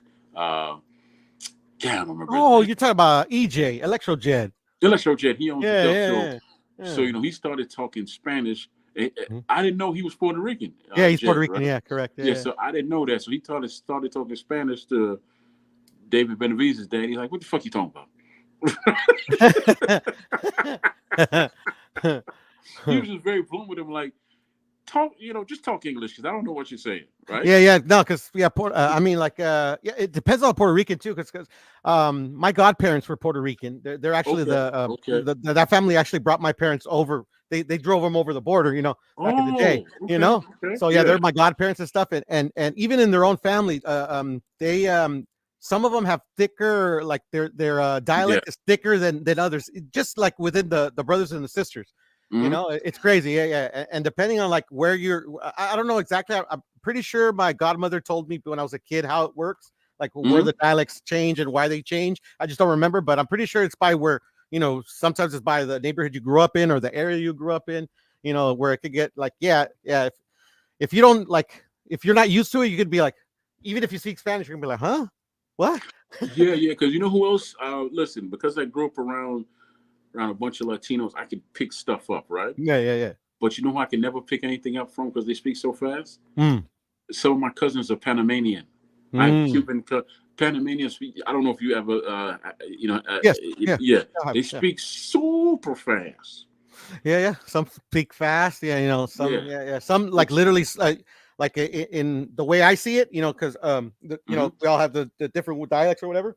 mm-hmm. Some of them speak in just like slang Yeah. type of Spanish, you know, like and sometimes it's not just like where they like if it's not by like country. Sometimes it's Mm-hmm, just, you know, because they grew up maybe like the hood, you know, in the hood we got our own slang, but like sometimes it's just, they speak that type of like my dad spoke a certain type of Spanish that I actually kind of speak myself because, you know, obviously I learned it by hearing when I was a kid, but mm-hmm. it's like my dad was all slang because he didn't go to school, you know, but then, you know, my mom Oh, spoke it more properly, you know. right. So so I got both best of both worlds, you know. So I could be kind of like in certain places in Mexico where it's where you would consider it the hood, and I can understand them, and like I know exactly what they're telling me, and I can go to and to where it's like I guess more middle class, Mm-hmm, and be able to understand them and respond to them, you know, because there's and I'm pretty sure it's with those other countries too. I can attest to it because I've only been to Mexico, you know, mm-hmm. and but and I've only met like, you know, like you say Panamanians, Dominicans, you know, other Spanish speakers, and well, in Mexico there's some people that if you speak in like what they say the poor way of speaking Spanish, Okay. like they look down upon those people sometimes. You know, that's why my mom try to speak as properly as possible, and she used to chastise my dad for speaking sometimes in a crude manner.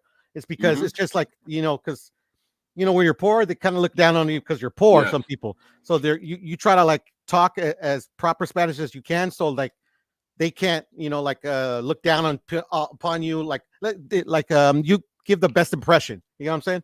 Yeah, yeah, yeah. It's also similar with people over here from America when they go to England. It's still Mm. English, but English people speak, Yeah, right. So the it's kind Queen's of like, yeah, English. oh yeah, yeah, yeah, from the Yeah. colony, well, whatever. Yeah, no, no, I get you. Yeah, and it's just funny, like the way you speak, and you know, I just always found it curious, and you know, sometimes a bit sad, you know, especially, you know, hearing stories about the old days, you know, where they did that more and more, you know.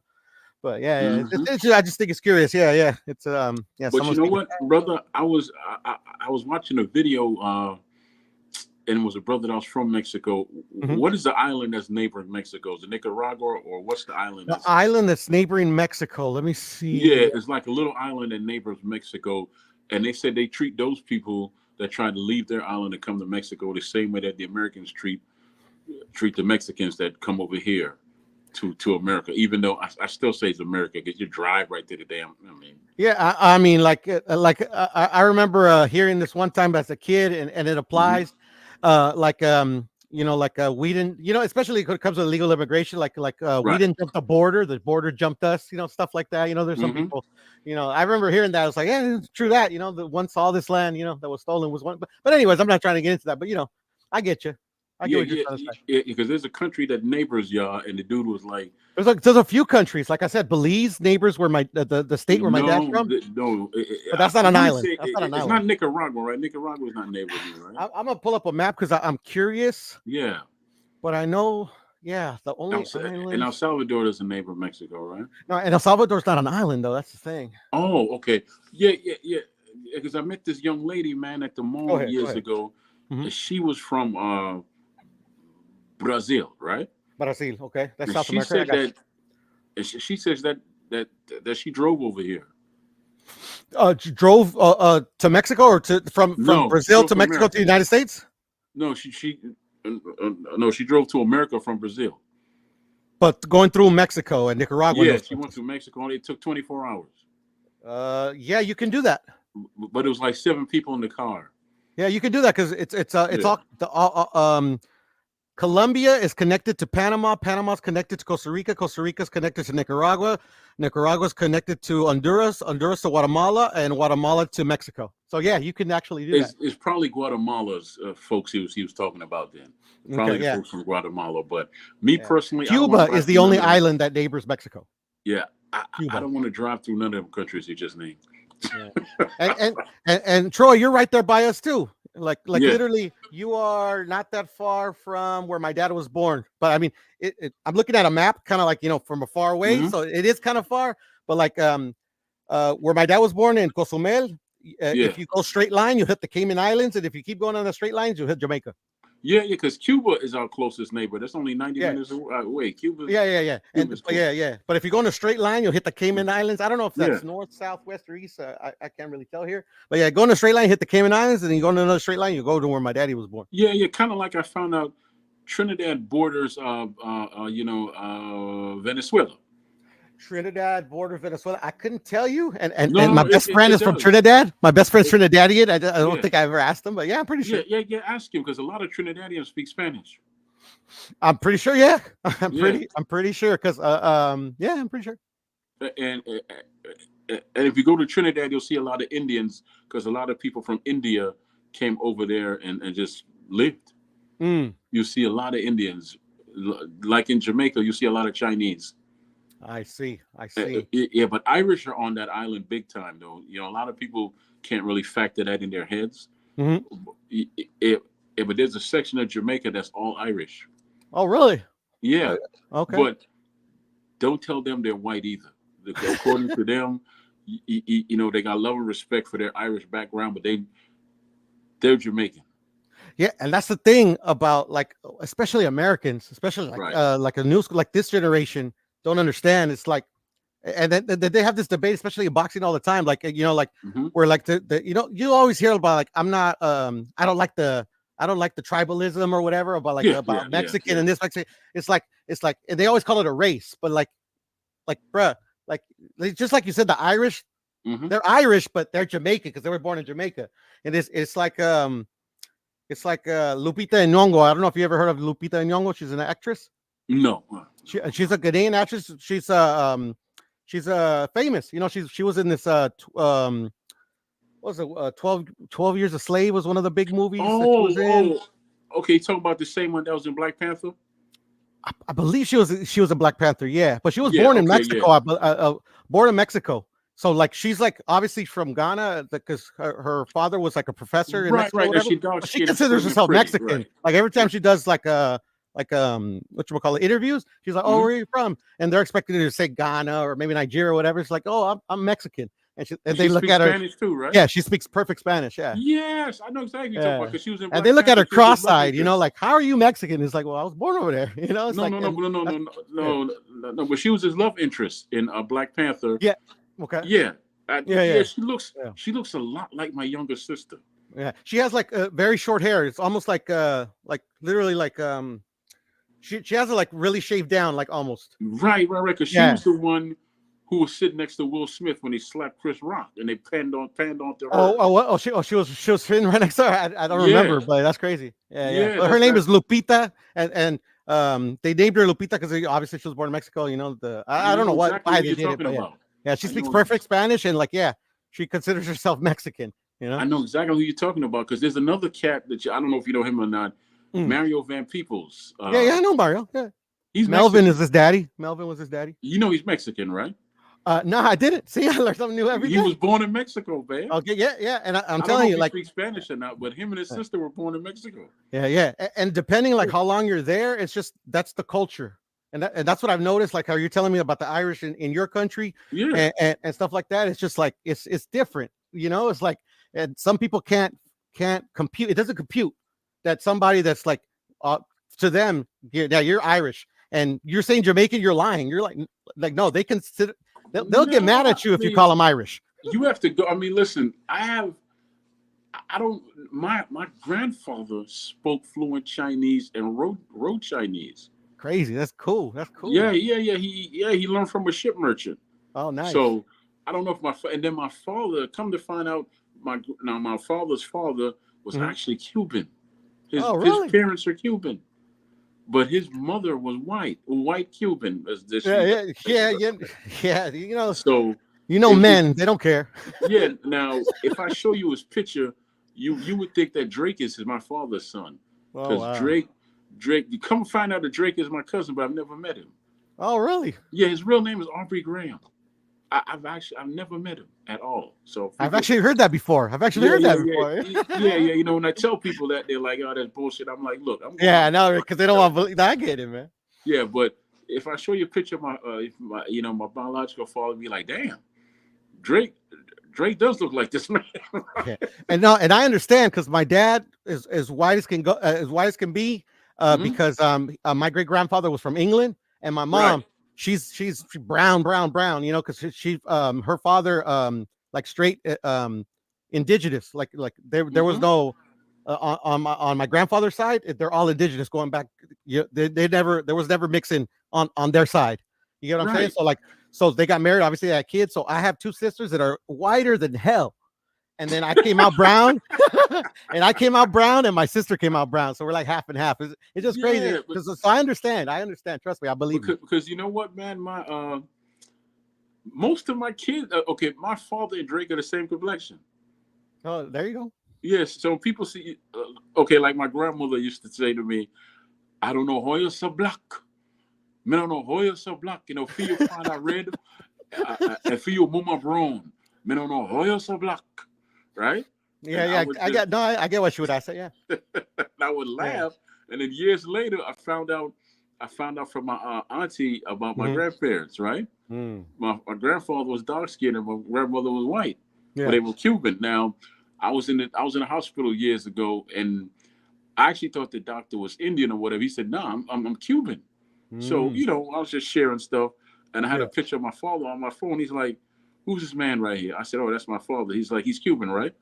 I'm like, "Nah, he's not. He's Jamaican." He's like, Right. "Man, he's like, man, if you walk through Cuba, most of them look like this man right here." He showed me a picture of his family, and they Yeah. kind of I see what he was Yeah. saying. They're looking. Okay. You're like, And this then I guy might called my not be aunt. might not be tripping. Yeah. I got Yeah, and then I called my auntie up, and she told me the whole thing. you. Yeah. She told me the whole thing. I don't. You can't see this damn picture because of the light, but I'm I gonna saw see it. if I. I saw it when you kind of turned it. I saw it. Hold on. I gotta Turn it pull it at an back. angle. I saw it. Okay, now you Perfect. see where I say he Perfect. look I saw. like Drake? Yeah. No, he does look Cuban. He does look Cuban. Yeah. Yeah. Now look at Drake. Do you see Drake's face right there? That face. That's my Yeah. father. Okay. I can see. Yeah. I can see it. I can definitely see Yeah, it. his Yeah. eyes like my eyes have some light in it. No, My no. father. I definitely see it. Like unless Yeah. my mind's playing tricks on me, which it could. Like I've heard that of that syndrome that you can have with like you see what you want to see type of stuff, but not like I'm being truthful. Yeah. I can Mhm. see it. Yeah, because my father has he did martial arts and everything since he was a Uh, kid. Man, he passed away though. He had the similar heart thing like I have, right? mm. Because it comes from his side of the family. Yeah. But It's genetic. I got you. I yeah, got you. funny enough, when I went to the doctor a few years ago, they told me I have a Chinese man's disease. I'm like, that's how I found out about Chinese and my Oh, auntie, okay. right? Yeah. Yeah. No, for So, sure. because Like, I I didn't know got it. that from I was a child. How the hell was I supposed to know there's Chinese in the family? Nah, and that's the thing. Like, I mean, like, if I'm glad that because like, and that's the thing about my pop having his family so Hmm. late in life. He had me when he was 50. I'm the youngest. Right. Um, is that like a lot of them lived a pretty long life, like 87, my dad, and then I Hmm. never got to meet my grandfather on his side. And Yeah. I was 5 when my grandmother, my dad's mom, passed away. But if I was like, a lot older, like my sister's age, she's 10 years older than me, I would ask a lot of questions because that's how you find out like Yeah. interesting tidbits about because all this stuff I learned from like my cousins and it's and a lot of it has to do with my mom because my dad, like I said, he was a nomad. He was the type of person that Hmm. he didn't. I don't know. I always thought that he kind of left the island early, by himself as a young man early, just leaving everybody behind because I don't think he liked his family too much because Mm. like my mom had to force him to have a relationship with his family other than his mom. He would visit his mom, obviously, Hmm. and that's why we got to meet my dad's side of the family because my dad, like he's like his best friend, every 10 years would just show up and say, "Hey, how you guys doing? Can I take a shower?" Stuff like that. And my mom actually made him, "No, let's go see your sister. We got to see." we, my kids are gonna know their uncles and stuff like that. So he like forced my dad to do it. Yeah, that sounds a lot like me. But look, I want to tell you this story before I pop off Go here. ahead, brother. Go ahead. I think you heard this from me before, but Probably. Johnny Tapia, you definitely know who he is, right? Yeah, of course. Okay, that was one of my favorite fighters, man. Mine too. Now you know the whole story about his mom getting kidnapped and killed. Yeah, I've heard of it. Yeah. And that haunted him for years. Mm-hmm. So, hold on 1 second for me, Piro. I'll just You got it, man. Take your time, my brother. Take your time.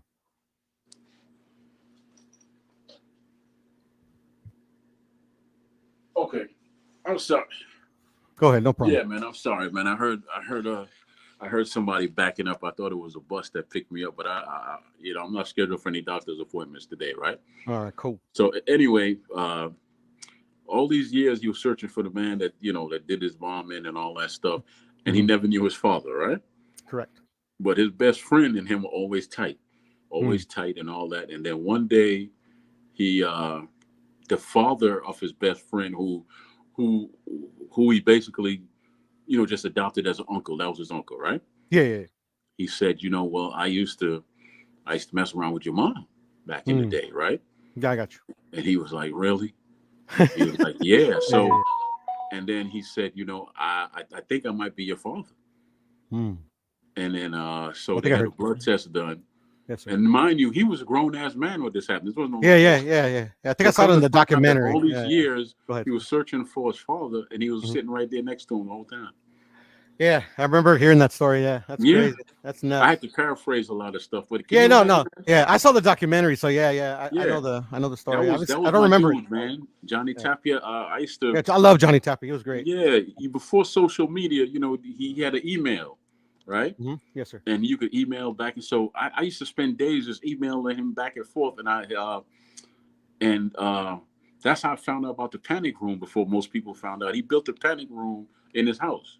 Because he was had his episodes, and it was his wife's idea.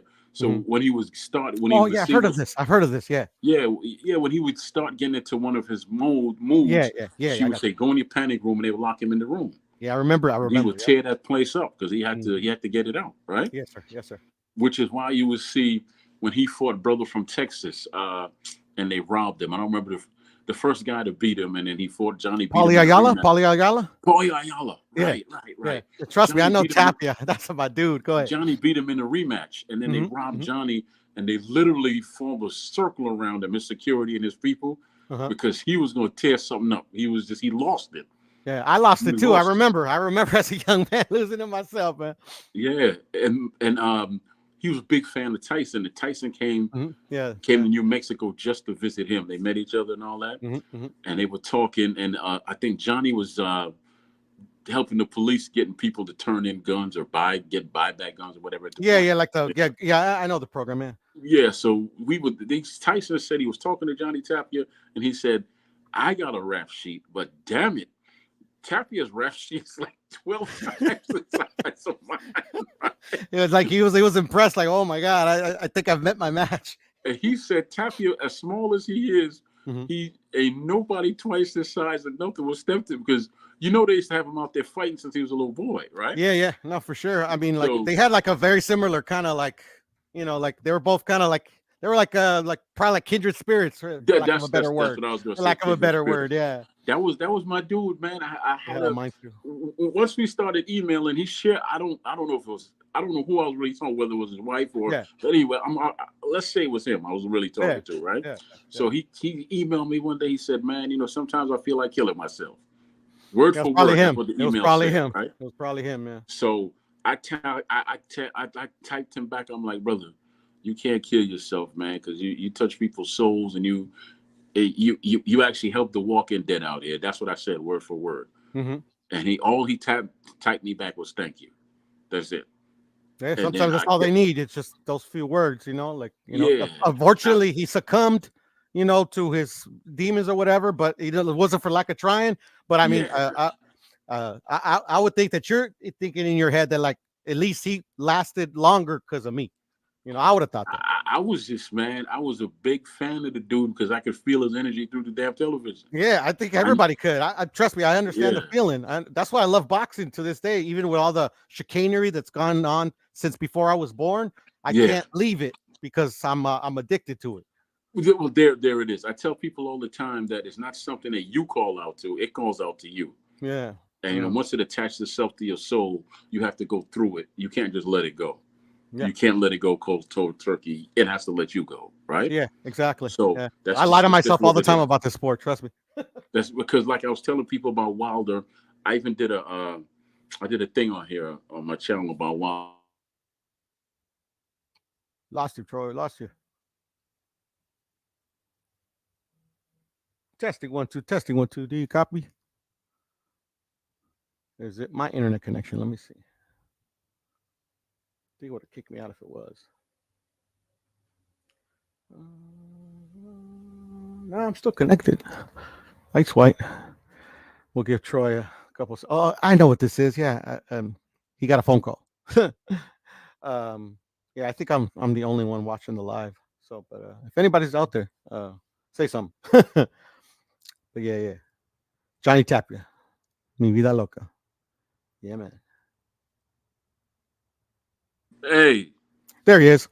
sorry about that. Yeah, No worries. yeah. You know that was the bus. I didn't call and cancel because because usually I go to the doctors on Friday, but because I went Wednesday, I don't have to go on Friday, right? Gotcha, gotcha. And I didn't call and cancel, so that was the damn bus. Oh shit. Darn. But yeah, man. Well, what I was saying about boxing is that once it attaches itself to you, you have to wait till it plays itself out. It's not you can't just walk away Yeah. Yeah. because I didn't get into it until I was 17, and this is what happened.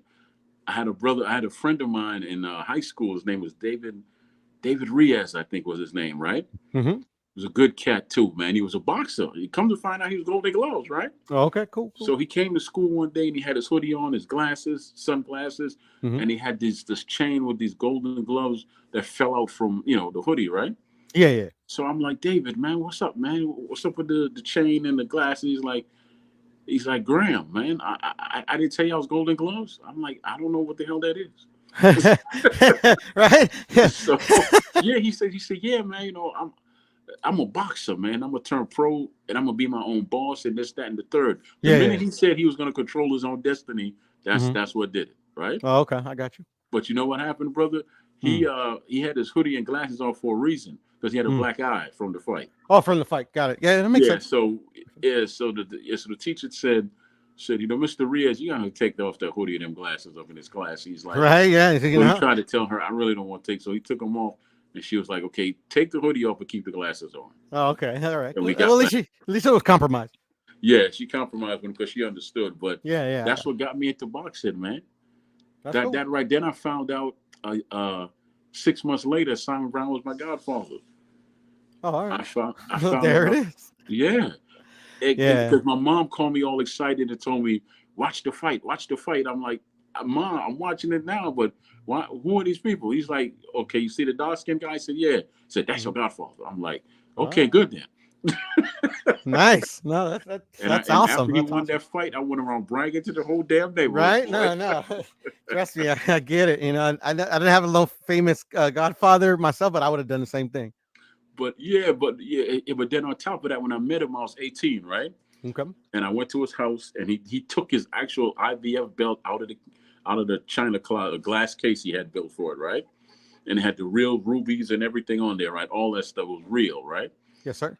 And he said, "Hold it, man, go ahead." And he put it on my waist, and he said, "One day, man, it's gonna be you right here."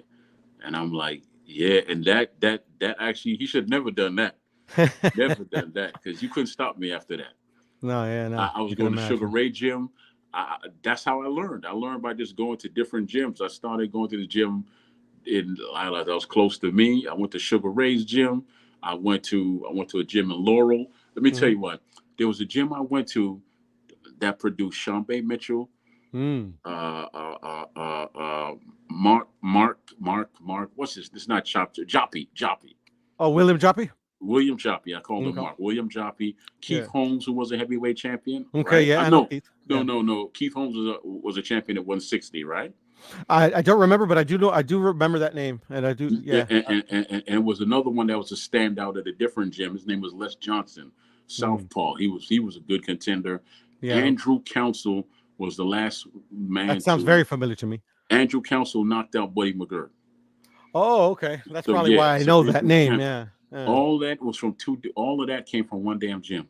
All That's of them usually how people it came from goes, one right? damn I gym. mean, you hear about these legendary gyms around the country, you know? Yeah, and I was in there with these cats. It wasn't for what I'm going through now. I definitely would have been something because I'm sure you Pepe would have. Carrera, he was another one I met. If you Hmm. Google him, Pepe Carrera is actually Corraa. I think is how you spell his name, right? You were So saying that that's Sugar Ray's first coach? yeah. Yeah. Matter of fact, you don't even have to Google him. You could go under my lives and see the interview I did with him, right? Oh, you did an interview? Well, that's dope. Yeah. He'll That's tell cool. you he trained Sugar, he trained Simon Brown, Mm. Maurice Blocker, he Yeah, I got worked no with Lennox blocker. Lewis, he Oh, trained with nice. Roger Mayweather, All right. uh, Uncle Raj. Andrew Maynard, etc., I know etc., that one. etc., Sure. etc. All of Yeah. them people, right? Yeah. He was a good trainer, huh? So yeah, man, all these people I was in touch with. I was there, like I could literally. Me and Joppy's only a year older than me. Okay. And when I first met Joppy, he turned his back on me. This is when he Oh, went to yeah. the Olympics and lost by a point to Chris Bird. When Oh, Chris Bird in the Olympics fought at 160. I know. Did he medal, Chris Bird?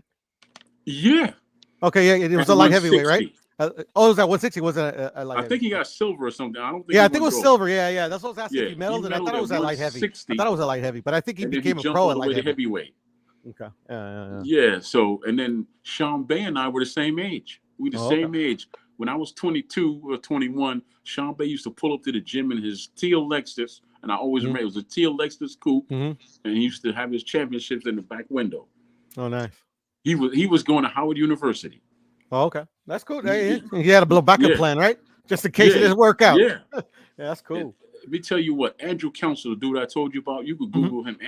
Andrew Council was nice. I mean, Yeah, he he was was a good Simon player. Brown's main sparring partner.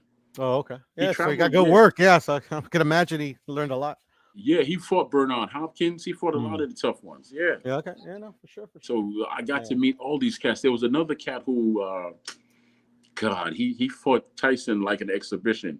Mm. Uh, he's younger than me, way young. He's about 10 years younger than I am, right? Mm. When I met him, I called him Baby George Foreman because that's how big he was, right? Okay. I was about 27. He was 17, right? Yes, sir. And so when I walked into the gym, he was literally shaking the gym by how hard he hit the bag, right? Kind of like George Foreman, like His you name say, was right? Corey T-Rex Sanders. That's his name, Corey T-Rex Oh, Sanders. from South Africa? No, that's Oh, no, actually there's the two white Corey guy Sanders. you're talking There's about. two You're Corey talking about the Sanders. white guy. Yeah, there's two Corey Sanders. Okay. Yeah, this All guy's right. black. He's from Maryland. Corey All right. T-Rex Sanders. Okay. Big. I'm about to look him up. Yeah, Joe, go ahead. Go look him up. He's big like George Foreman, right? Oh, yeah, I can imagine. But Yeah, he was shook throwing the whole, he was throwing his right hand the wrong way. I'm the one that showed him how to throw the right hand the right way. Yeah. When I met his manager, my whole soul went dark. You know when you feel something in the pit of your soul? Yeah. I did not like that cat whatsoever. At all. All right. Yeah, I got you. You know what he did to that young man? Because Corey was big and tough, and he had a beautiful person. He was a beautiful soul. And this is what happened. They threw him in there with Bigfoot Everett Martin. They threw him in with the 6'7" dude who Lennox Lewis knocked out. Don't remember his name, right? Michael Grant. Michael Grant. Okay. I think they even threw him in there with Riddick Bowe when he was coming up. Yeah. The hell They would took you advantage do of to a him. young They man? took advantage of him. Why would you do that to him? It's I don't know, because like I said, I've never been in the business, but I've heard stories and I've been watching boxing for a long time. I heard it's very common. They get a fighter, and not because he's not very. They just I don't know. Maybe if it's obviously you have to ask these crooked managers. Yeah. Either sheer happenstance or maybe just get this guy. But they'll gas these guys up and promise them they're going to take them to the top, and they'll tell them that they're good and this and sometimes they are good. But you gotta, there's matchmaking for a reason. You gotta level up slowly but surely. But they just want them to give them an easy punching bag for like a Michael Grant and stuff like that. I don't know if you ever heard of Orlando Salido. That's how he started his career. He was crooked managers put him into fights that he wasn't ready for. That guy has a crazy story too. I think I told you, Troy. I'm pretty sure. You know, like Mm-hmm. he was abandoned by his parents at age 13. Like literally, he Mm-hmm. woke up and they were gone. So he had to like literally. That's how he got into boxing, because he had to like take care of himself because his parents abandoned him and never returned. Mm-hmm. And yeah, so a guy like that coming from that, literally learning how to raise yourself in the streets and then going into boxing because it's a way to make money. So that's a prime candidate. I'm pretty sure that they look for, so that's why he has so many losses before he finally became a champion, because they pretty much used him, Used him and up. he was just trying to get money. It was a means to an end to him, and they pretty much used him for this early part of his career. But all the time when he was taking losses, he was learning from his losses, and he was still in the gym. He's like, like, I'm good at this. It's just I see what they're doing to me now, but I'm gonna get better. And yeah, and sure enough, he we know him as we know him today because they put him in with a process. They pretty much put him in there to make that prospect look good, which was Juanma Lopez, and he destroys that. Juanma Lopez. The rest is history. I tell you who else, man. I did an interview with him too, but this is on somebody else's show, right? Yes, sir. And I'm not talking about Major. I was with somebody else before I got with Major, right? Yes, sir. Edner Cherry. Yeah, I remember Edner. Edner Cherry, beautiful soul, man. I love talking to that brother, right? Beautiful soul. He just got dogged his whole career. Like his manager ripped him off when he fought. Who's the dude that fought Pacquiao twice? And they said that he beat him, but he really. Tim Bradley. Tim Bradley. Yeah. When he fought Tim Bradley, he was supposed to get X amount, and his remember manager that fight. took like 60% of that and gave him. They lied about how much he was supposed to get, right? Yeah. And it was just. He said he only made money when he signed with Al Heyman for the first time. That's when he really started making a little bit of change, and then all of a sudden his house burned down, so he had to, he had to start all over again. And you know what the common denominator is? It's usually foreigners, because Edner Cherry, I believe, was Haitian. He is Haitian. Yeah. Right. So that's the common denominator that I've noticed, that it's usually foreigners because they take advantage. Yeah, they take advantage of. It's usually foreigners because they don't know the language and stuff like that. No, but you know what else with him? Culturally, he died in the gym for a few minutes. Oh, he really? Literally had a stroke when he was training for a fight, right? Oh shit! It was like Virgil Ortiz. But his gym blessed enough. They had a defibrillator. So they shocked him back to life and all that. He's literally like Victor Ortiz. They had to defibrillate Victor when his heart stopped. Yeah, that's exactly what happened. So he couldn't fight anymore after that. So come to find out, because after the interview, I kept in touch with the brother because the story moved me so much, and we became, let's say we became friendly, right? Yes, I can't say friend, but friendly, right? Yeah. So he was telling me about his heart issue and all that, and I said, Edna, that's not something that just happens like that. I think there's something that runs in your family. I said, because you knew about that stuff. He said he told me flat out that my mom lost a lot of my paperwork, and I don't really know about my family history that much. So I told him to get his kids checked out and all that, make sure they don't have the heart issue for sure. Him. So come to find out, once he did do some investigating, talk to older people in his family, it is something that runs in his family. Yeah, it makes sense. But he was blessed enough to go as far as he did. Yeah. No, I remember he was touted. He was touted. Yeah. Because at any given time, he could have died in the ring. Yeah. No, his right? Heart would have just locked. His heart would have killed him in the ring. Yeah. And it probably would have been. They probably would have blamed he was getting beat up too much or something like that. But yeah. So he was blessed that it happened in the gym when he was just training. Yeah, right. It was kind of maybe blessing in disguise, right? Yeah, because he was telling me that he was about to go for a run. He did his in the gym work. This is not sparring. He didn't spar that. He was. Yeah, he was maybe hitting up. He was doing something. Yeah. Yeah, he was about to go for a run, and next thing you know, he's on the floor. Yeah, man. I'm not here. And they said he was out for a good 3 minutes. Whoo. Yeah. So how many minutes until you're legally dead? I forget. Yeah. You know how many times Johnny Tapia died? Oh, I know. I've read the stories, sir. I read the stories. Yeah. He said it was a couple of times he didn't want to come back, but he died more than 3 times. Yeah, no. I mean, he reminds me a lot of Tyson. Like I said, they're kindred spirits because he was very open about his struggles and stuff like that, just like Tyson. And I remember him always describing about because I remember one of the documentaries, maybe it was a vignette on HBO or maybe it was an actual Tapia movie, but he was talking about where he really took the turn for the worse is when he had an overdose and his Mm-hmm. wife's brother became his best friend, and they were Mm-hmm. rushing it to the Mm-hmm. hospital, and they died on the way in a car crash. And he said that's when, like, he really took a bad one because he felt guilty because, like, if he wouldn't have OD'd, Yes. they wouldn't have drove and got killed. So that was Yes. so Yes. yeah. Yes. Yes. And he That said that was one of the openly, which times. is like, I mean, That like, was one of the times. it's Because just, yeah, I he was tell very you open what, about it. man, I tell people this all the time. I shed tears when that brother died, man. I just felt some kind of way about Johnny Tapia, man. I did. Yeah, I, so s- did I. I- I'm telling yeah. you, yeah, man. It's Because when he some of them passed hit, some of them hit. and how he passed, that just because that dude was just like he was something special. He was just, I mean, because me, I could copy certain fighters to do it. I couldn't copy Mm. shit. I couldn't copy nothing he did. Nothing. I hear you. I hear you. No, no, trust me, I understand. I couldn't Yeah, copy him. He had this movement and this way he moved.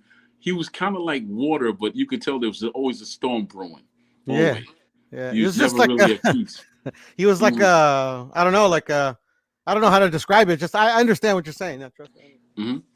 Yeah, yeah. Well, okay. I'll give you a perfect example. Mm. Anytime there's a storm or rain, raining a lot, Hmm. I like to sit outside in my backyard and just watch it because I find peace in the storm. You know, Yeah, I love the rain myself. I got you. and I think he was that storm trying to Mm. find that peace. You know, Yeah, right. No, I yeah, really believe that. I think I he was agree. just that storm because when you see something that young and no one believed him Hmm. until they actually found out the truth, right? Yeah, yeah, yeah, And then they put him out there to fight when he come to find when he was younger, yeah. similar to David Tua. His father had him out there fighting young too, but he was a big dude, right? Oh yeah, yeah, for sure. So he was knocking out grown men.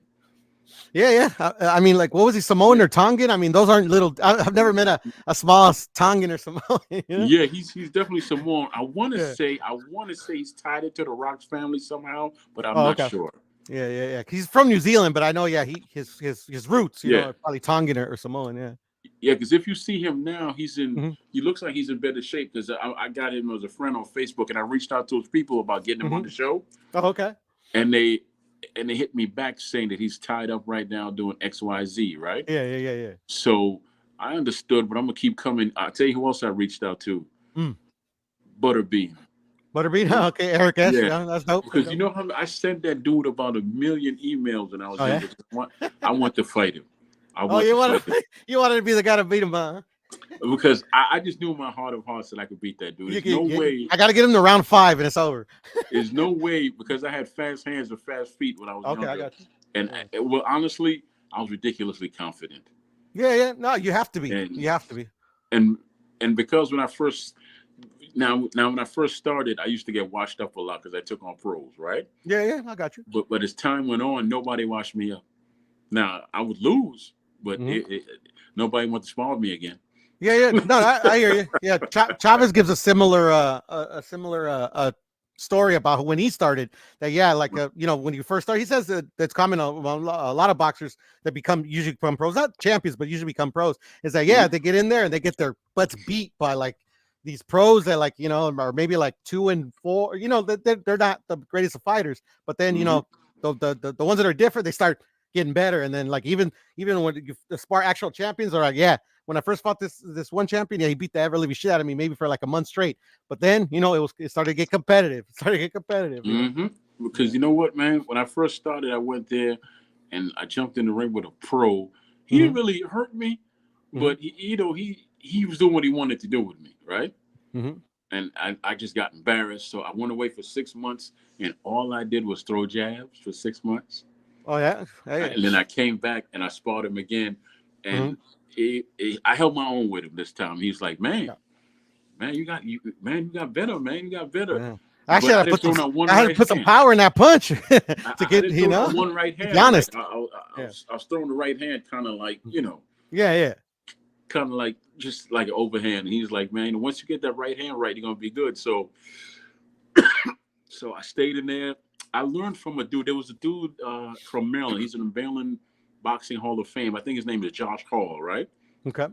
Older dude. He was the older cat, a white dude, man. He cool Yeah. as hell. He saw me training in the gym, and I Hmm. was throwing the right hand. And he said, you actually look pretty, but that's not how you throw a proper right hand. And I'm thinking this dude had a baseball cap on, Uh-huh. long, shaggy hair, and I'm like, who's this dusty white dude telling me? You know, I'm 22 at the time. Yeah, right. No Hey, dusty youngster, white yeah, dude, right? full of vigor. Right. So then he calls me over and he's like, "Come here, let me show you something." And he hit me with a short right hand, Mhm. and I was like, "Wow!" Right? Yeah, He's he like, probably "That's how didn't you even put do it." nothing on it. He was 66 years old when he hit me. Yeah, he didn't even try to hit you 66. either. It was a love tap. Yeah, and he said that's how you do it. Right, And right. he said turn and shift your hips and all that. Mhm. He's like you have all this size, but you throw with your arm. He Yeah, right. So I No, said, well, I show understand. me. So I told him, well, show me again, but hit my hand this time. All right. He punched me in my chest. He punched me dead center. Yeah, that's it's like that's how you do it. And He wanted to teach you, but he also wanted to show you that's why you're not get trust me, yeah, I so understand. he's the one that showed me how to throw right hand. Yeah, Simon Brown showed me how to throw a left hook nice. because I wasn't turning over right. He's the one that showed me how to throw a left hook. And let me tell you what, and my mom, she showed me how to throw a left hook to the body and the head because that was her move. Oh yeah, that was And she's left-handed. And she she's left-handed. left-handed. All right, Right. cool, cool. So those Yeah. are three people I learned from. But when Josh Hall hit me Mhm. at 22 years old, I was like, hit my hand. Yeah, Hit my right. This time hit my head. Don't punch me in my chest again because I'm gonna Yeah, get or hit mad. the bag. Like, what are you doing? But come to find out, this dude, I didn't know who he was until my coach told me, that was Josh Hall. I'm like, I don't know who the hell that is, I don't know right? who that is. I So got you. then he brought, and then of course I went online and looked him up, Yes, sir. and then I think 3 weeks after that, he picked up a hitchhiker, right? Mhm. And all this dude saw was a dusty 60-year-old man, and the dude tried to rob him. Oh, okay, try to rob him. All right. Do you know that he beat that man so bad that the man called the police on him? Yeah, I can And then imagine. I can when the imagine. cops showed up, they were like, the cops knew who Josh was. They like, oh, we understand what's going on. We Yeah. understand. He broke the dude's nose. I He mean, like, literally pulled over because the dude didn't have a gun. He had a knife. So he okay. stopped the car and they struggled for the knife and he got out the car. And the dude said, well, I could take this old man. Hmm. And no, he can't. Yeah. No. He He was brought a not knife to a some, gunfight, unfortunately. yeah, he was not someone, he's not just one of them old people that Yeah. you could just, no. Yeah, no, He, I understand. I still remember him when my dad was in his 60s. He was still working, still yeah, very strong. yeah, he was nothing to play with, man. But look, Especially I knew how to told fight. myself I'd jump off at 11. It's 11:30, man. Always appreciate you stopping by, man. No worries, And, Troy. I always appreciate like having yeah. these conversations with you because I'm gonna tell you that I think I've already Mhm. told you before that nobody talks boxing on the YTBC. Even though it's called the YouTube boxing community, nobody talks boxing. So like, oh shit, Troy's on. Okay, I maybe didn't he's want to talking talk about Father's boxing Day. today, brother. Wait, What's but up? I know. That's what I'm saying though. It might not be the topic, but Troy's Yeah, gonna. I'm a steer it to boxing, or Troy's gonna steer it to boxing. But I'm gonna get my fix in when Troy's around. So I'm like, cool. yeah, Yeah, man. so I Yeah, appreciate you, brother. Yeah, yeah, I do. yeah, man. Me and Major gonna pop up from time to time. Man, he's doing his thing, man. So yeah, he's actually happier now that he's not on here. You know that? Uh, Trust me, I understand it, and Yeah, I believe you wholeheartedly. Because like I understand. Trust me. Me and him talk. People think if they don't see us that we all good, man. We all good. I he's a good talk to dude. him. He's a good dude. I talk to him at least 3 times a month or something like that, right? Hmm. And then of course, I'll tell him, man, you want to come back? He's like, well, I don't know, man. I'm like, and then he might pop up if I'm on here once in a blue moon, right? Hmm. And he'll get his fix on, and of course he gonna say something wise ass, and I'll say, okay, bitch.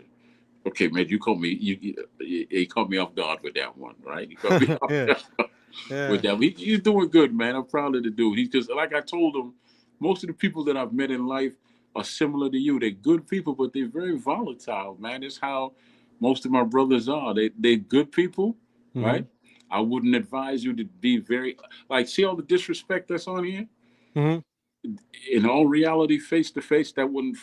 Most of the No, people wouldn't last a minute with my brothers. They yeah, it's just all theatrics. It's all theatrics here. trust me. That's why I'm not sensitive. I never have been. And then like you Yeah. can't do nothing through a camera. So but Nah. I try to be respectful to everybody. But somebody tries to be respectful, I'll give them that pushback. People know they can't just say anything to me, even on the Nah, internet. because you know what? Coach was telling the story how he met what's the brother name? 69, 78. right? 78. Okay, gotcha. 78, and Mhm. the dude had security with him. As big as that dude is, he had. So you're a podcast. What the hell need security for, right? These guys talk a lot of shit, Troy, and some of these dudes are young kids and they think this is real. So I No, mean, he's in his I don't 40s, fault them. 40 I don't plus. fault them. Huh? No, 70, 16, 78. He's in his 40s, right? Just Yeah. like Drew Tyson's in his 40s and all that. Yeah. So he Yeah. met him and they talked whatever, whatever. But Yeah. it Yeah. wasn't nothing like that what he was saying. But then he kept saying he had security. So I jumped on 78's page and I was like, "You're a podcaster. What you need security for?" Telling you, they talk a lot of shit, and What you some of need these security kids for? are stupid. That's all I'm saying. So I can see it from that perspective. Yeah, and then on top of that, uh, he replied, but not back to me. So I guess he Mhm. was getting that from a lot of people. Yeah. So he said back in his day he did a lot of dirt, and that's why he needs security. Let me Okay. explain something to you. I'm a man, right? Mm-hmm. If I did the dirt, I'm not getting security to take a bullet for me, step in front of me.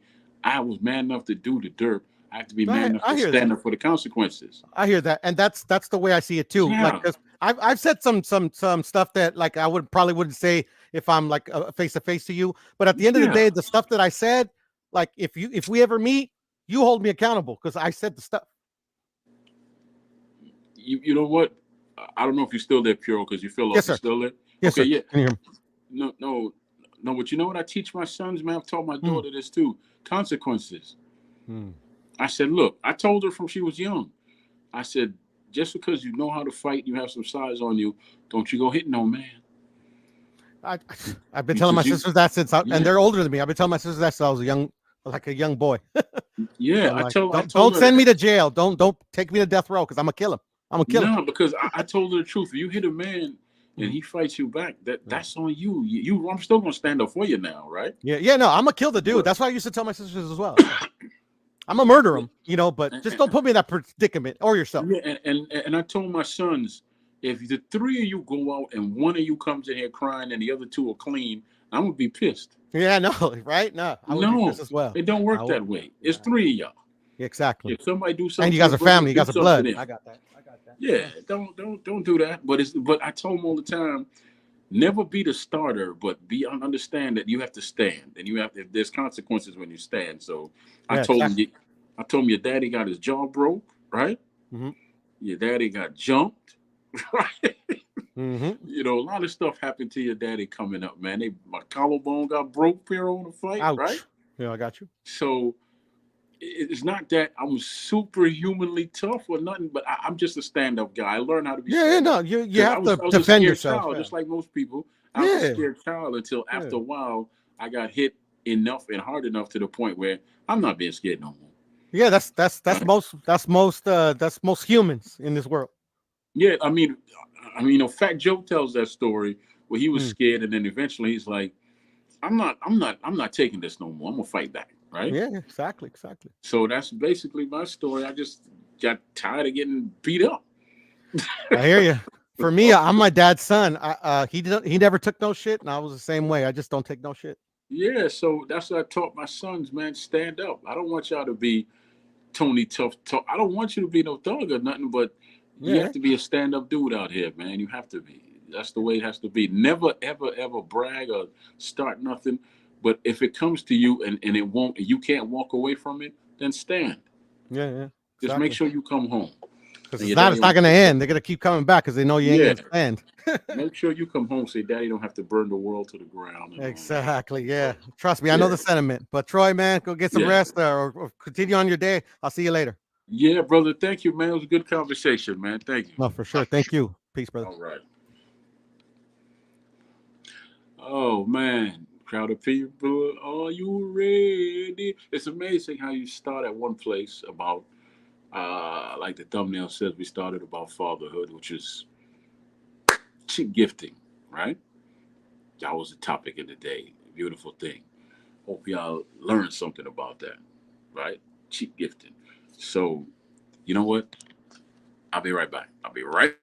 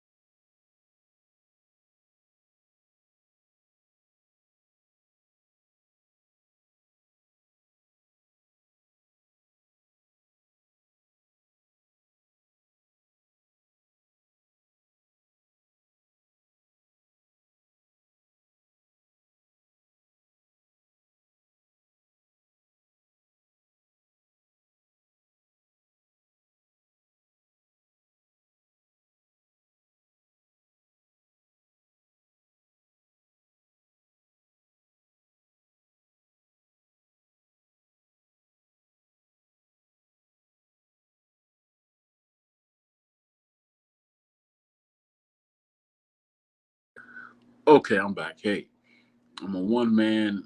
I'm a one man show, and every now and then nature calls, so I had to go take care of business. But I'm back. I'm back. What I was saying was, I started off talking about cheap gifting and Father's Day, pre Father's Day PSA, right? And then conversation just went where it went, which is just a good thing. Can't I mean, what more could I say about the topic? Is that I strongly believe that as a father, right, that we should get the same amount of love that the mothers get. I'm not taking anything away from the mothers. So for those of you who chime in and hear this, please stop that madness. Just stop. I'm not taking anything away from no mother. No, I'm not. I would never do that. I have a mother. What I'm saying simply is give us the same love that we give y'all. That's all. How come we can't get that same love? Why not? Okay.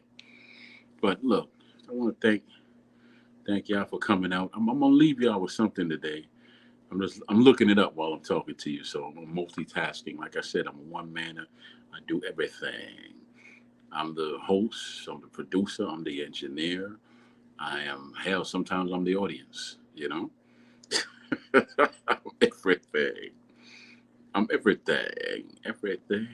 everything to be. So I heard this brother. I don't know the brother's name. I don't know his name, but I heard him drop some wise words. It's I rather I rather be one lion than 100 sheep. Right. So I'm gonna leave y'all with that today. Right. So for everybody that came out, and for those of you who's gonna watch this on the replay and all that, bless up and big up yourself, and thank you for giving me the most important thing that you can give me in this life, and that is your time. Because the only thing I could pay you back with that is hopefully that I feed your soul and you got something from it. All right. So bless up and big up yourself. Let me get off camera here. Oh, that picture is my son. That's my supermodel son right there. Yes, sir. All right. But remember, value your fathers as you would value your mother and yourself.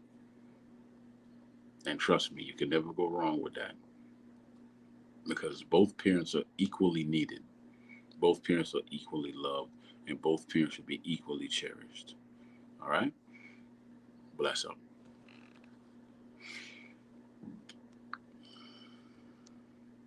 I don't fuck with too many people. Excuse my bluntness. Because most people, I don't fuck with too many people. Excuse my bluntness. Because most people, again, because they don't know how to love themselves and treat themselves well, hey, the odds are you won't treat me well. Be very wise about who you call your friend. Better to have one friend that'll lead you on the right path than 5 friends that'll take you straight to hell. Lean to your logic a lot of times. Don't believe what they say. Watch what they do.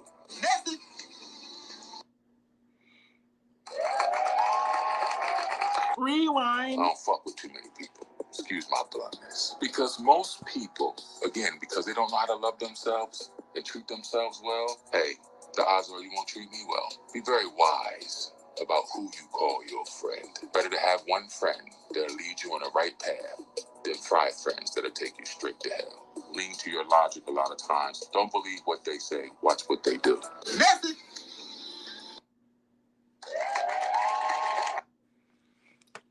That's all I have to say. Blast up yourself.